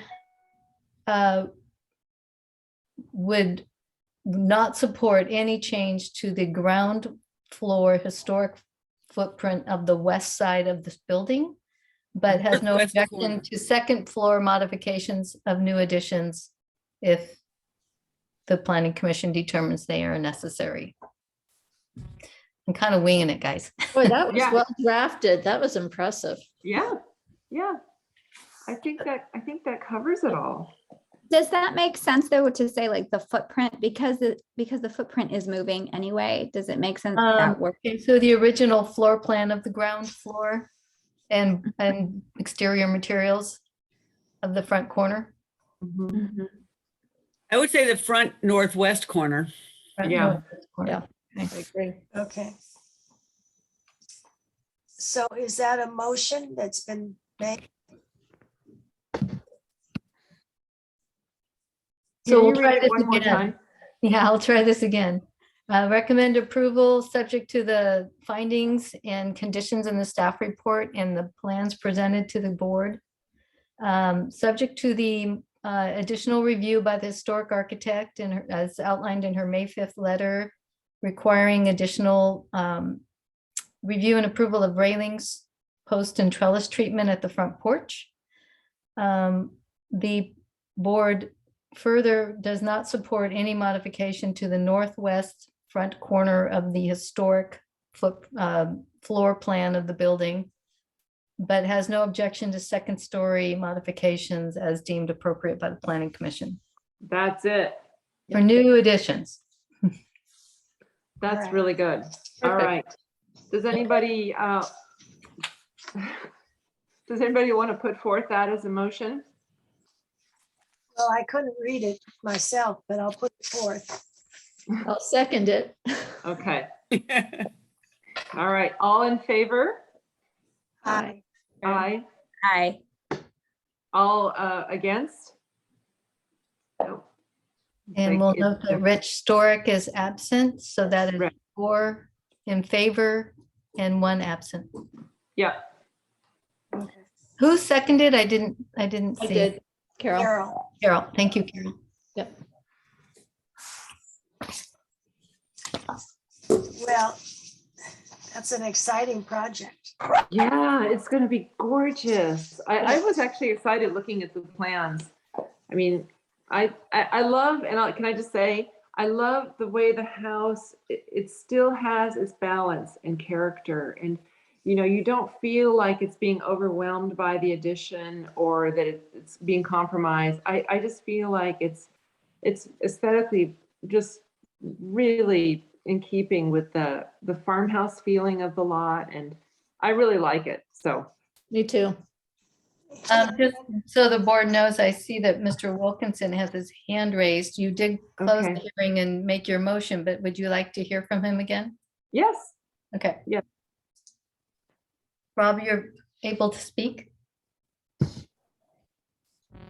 You have to unmute yourself. Okay, so my hand went up a while ago, but, and I'm not even sure why now, but, but I think we're happy with that motion. And I think I had a comment about the laundry room, but only to say that, you know, we could reduce the size of the laundry room, but I don't think we can get it out of that view altogether, which is why we pushed it so far back from the front of the building to Mhm. try and minimize the impact there. And I think that was the reason I originally raised my hand. Okay, I'm gonna remove him from speaking. Great. Okay. So, should we move on to the next items on our agenda? Yes, yeah. Yes. Kristen, I'm relying on you to show us the agenda since mine is sitting in my car at the car shop.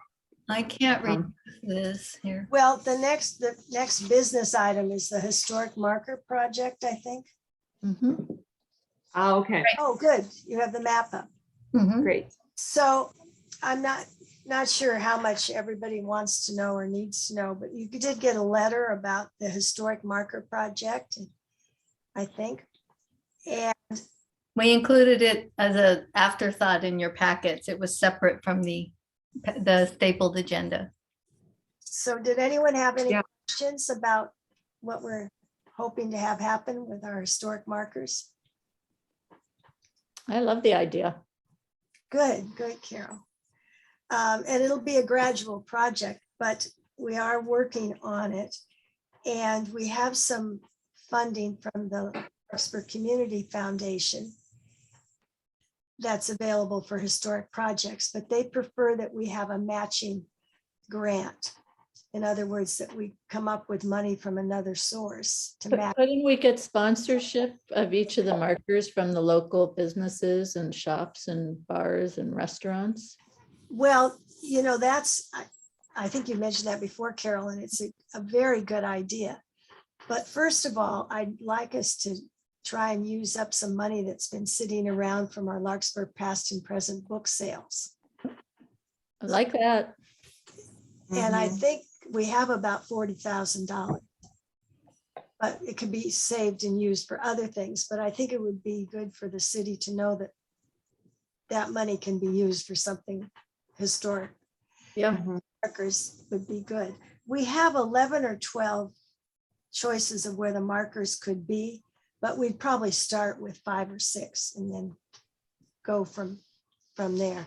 And on a sidelight, we wanted to have 1 or 2 would have some mention of the coastal Miwok Native peoples living here. And Hillary has gotten us into a meeting with the, well, let's see, Federated Indians of the Great Rancheria. yeah, Gretton Rancheria, to help us with talking about what would be appropriate location-wise and word-wise for the Native Americans. So what I would propose is that we ask to have a matching fund, ask the community, Larkspur Community Foundation for, I just sort of drew up a number, for about $16,000, and then ask the city to match that with $16,000 from Larkspur Past and Present Sales Fund. And in order to do that, our little ad hoc committee that's kind of loosey-goosey and people have moved away and come back and forth, it needs to be a really full-fledged organization that asks for this. So I'm hoping that the Heritage Board could be the lead organization in doing this. So we would have to request that, first of all, I guess we go to the city council and ask them to allocate the money from the Larkspur Past and Present Sales Fund to match the Larkspur Community Foundation application for that funding from their history. Perhaps Elise can weigh in on this. We may be able to just request support through the city manager and finance office. Do we have to go to council? That's possible. We may not have to if we talk to them about it.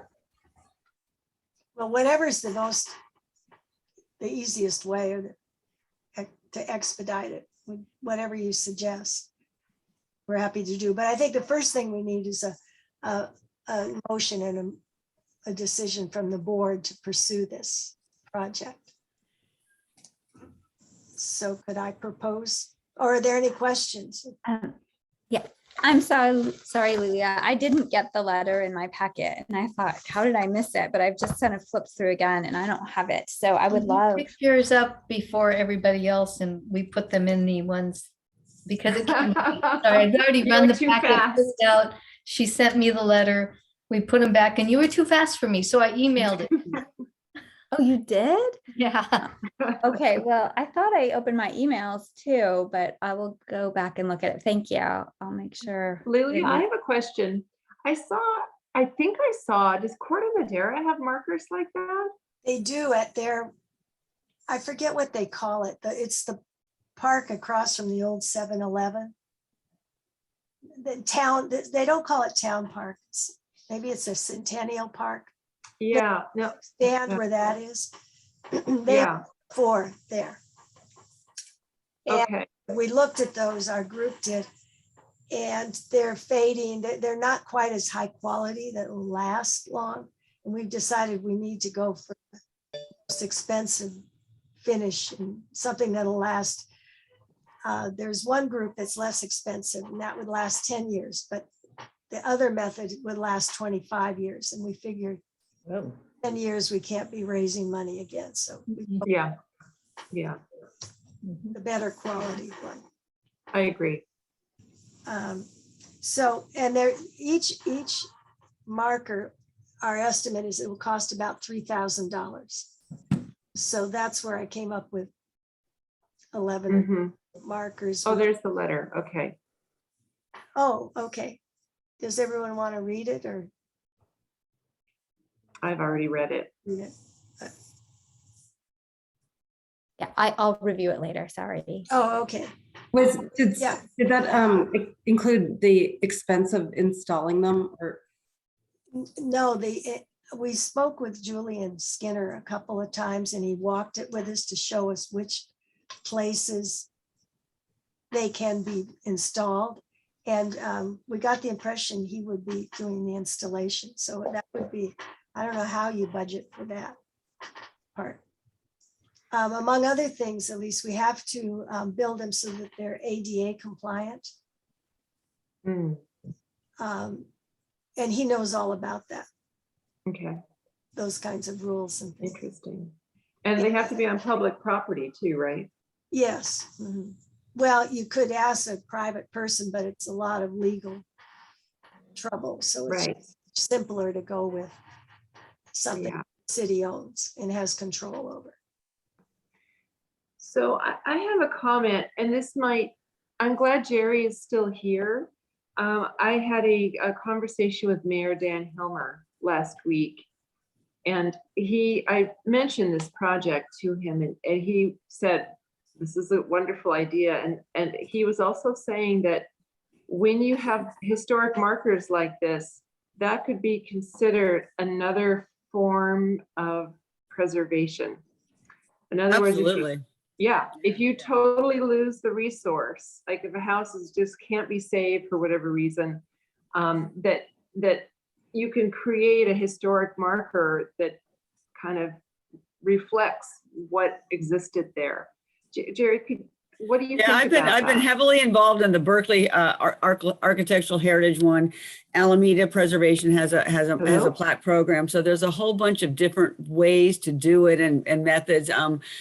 You know, with public money, private money. But I think one of the best things you can do. Hello, can you hear me? Yeah, now I can. Yeah, okay. No, I think it's one of the best things you can do to just raise awareness. Kristen, I recall one of the owners, one of the first houses I ever reviewed for you, one of the owners asked me if she could get a plaque, and I said I didn't know about the plaque program in Larkspur. But what we do at Berkeley Architectural Heritage is we ask the property owners where we can put them. We put them in a visible place, and they're made of steel. And they're baked on enamel, so they'll last more than 25 years. And we put them where they can be visible. And then Alameda basically gives them to everybody. Every property owner that gets a preservation award automatically gets a free plaque. And they're trying to instigate a program where if people have a landmark home and they want to get a plaque, they can purchase one, you know, so that would be another thought. And people want to be proud of their homes. They've spent a lot of money on them, fixing them up, and it just it's like a badge of honor, you know. And certainly for any public building, you know, there should be one. What I really think is sad, though, is what Hillary mentioned is you've lost the resource and all you have is a plaque with a picture of it, you know, and it's like, that's so sad. But at the BART station and the Rockridge BART station, that's what we have. They took down a historic school to build the Rockridge BART station, you know, so. Well, But Jerry, anyway. we have a plaque program. Some of the buildings downtown have these brass plaques, and we've given them to some of our award winners. Okay, good. Separate than that, this is like historic markers on a trail. Okay, so they're a little bit It's like an smaller, not as elegant. Well, Yeah. no, they may be 2 feet by 3 feet. They're bigger.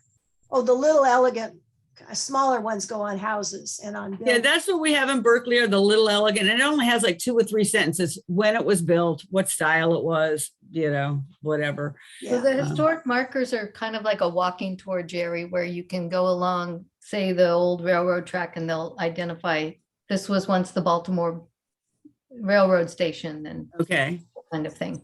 Yeah, 2 feet by 3 feet is huge. Yeah, they're big. They Yeah. have them in Tiburon along their old railroad path, and that's what we've spoken with that group. Yeah, they have maps and photographs, and Yeah. they're Okay, I'm familiar. educational. Yeah. And we have them in the Bay, on the Bay Trail over here in the East Bay. We have them on the Bay Trail, a couple of them. Yeah. Well, that's what we're trying to just get people that walk along these bike paths aware of our history. I think it's Yeah. wonderful. Yeah. The other thing we're thinking we might have to do to becoming more modern is to put QR codes on them. Hello. Yeah, right. Not a bad idea. They had those in Australia. I went on a tour where you could take, but it was pouring down rain and I didn't want to pull my cell phone out in the rain. Yeah. You could pull out and then you could get, what this bird lives here, that tree did that, So, Yeah. it's The fun. sound.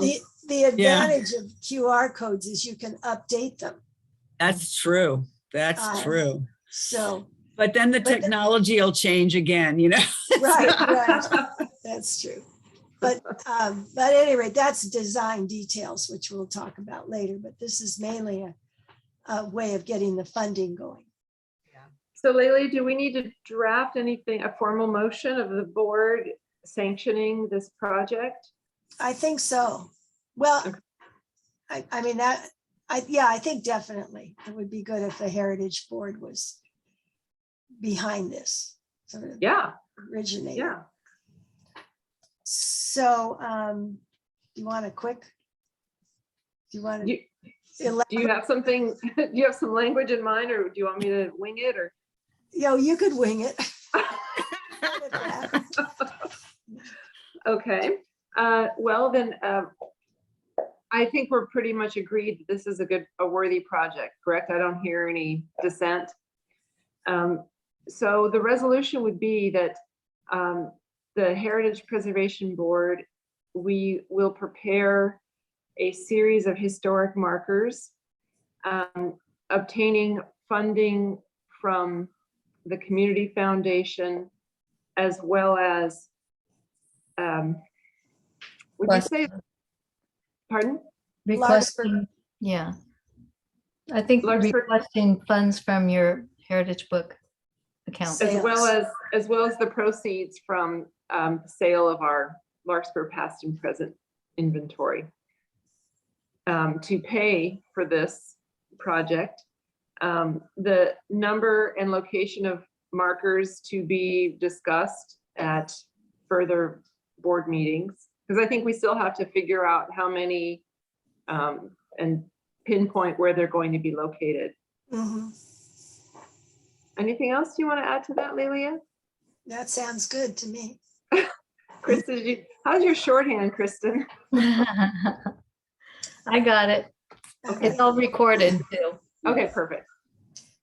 So do you want me to make that motion, or are you making it? Yeah, I'll make the motion. Okay, and I'll second it. Okay. All in favor? Sorry, I was Aye. looking at your husband in the background. All I in know. favor? Sorry, I'm in a meeting. He's Um, wondering why dinner isn't on the table. Since there's money involved, I'll do a roll call. Oh, all right. Might be a Okay. good idea. I always go back to the list so I don't blank out on Right. someone's name. Okay, Commissioner or Board Member Gallant, Yes. Board Member Langto, Yes. Board Member Storick is absent, Board Member Goldberg, Yes. and Chair Colhane. Yes. So for the record, that's 4 in favor and 1 absent with Mr. Storick. All right. Well, thank you. I'll keep you all posted. Yeah, this is exciting. So- And then the so- last thing is the meeting minutes. We have to approve the draft of the meeting minutes, which I think was included in the packet. Right. Does anyone have any edits or comments?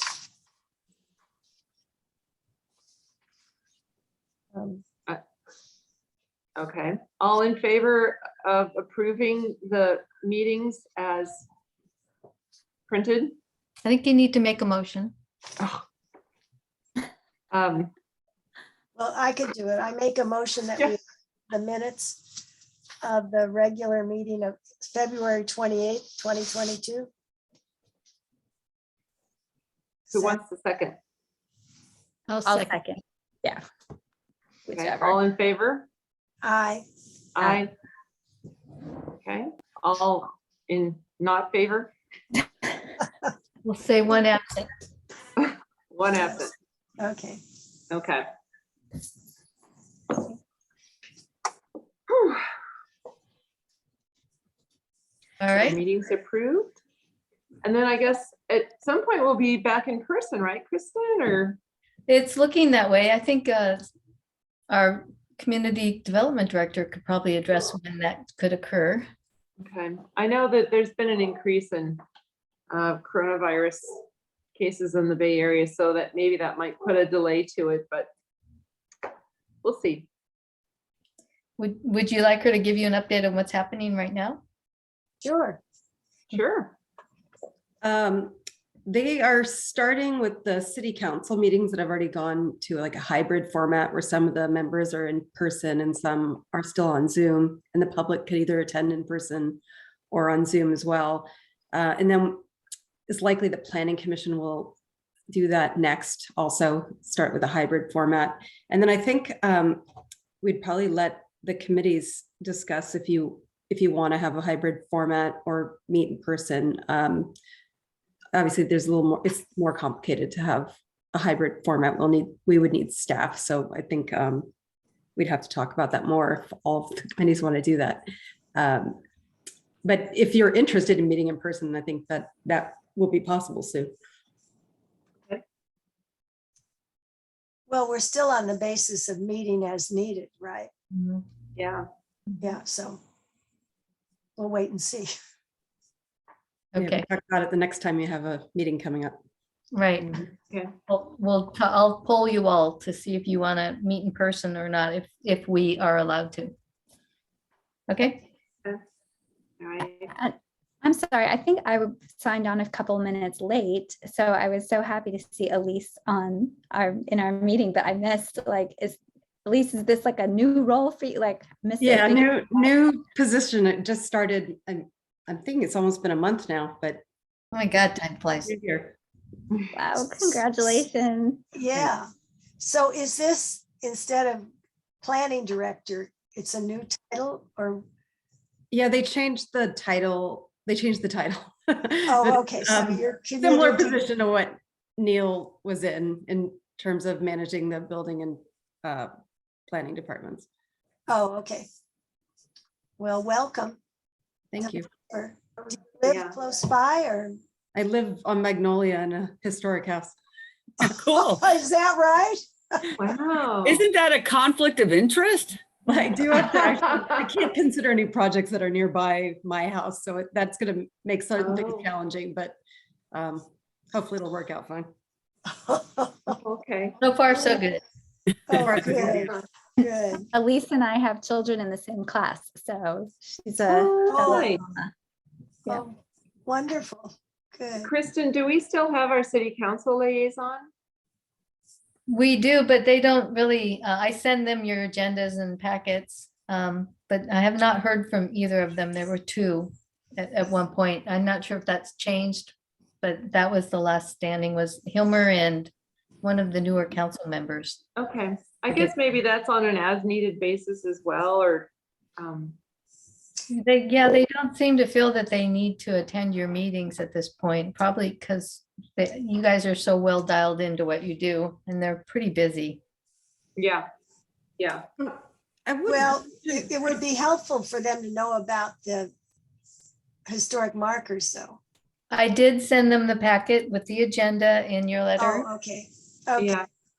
And So- Mayor Hilfer knows about it, because we had as I said, we had a good discussion about the value of adding these to the community. Oh, good.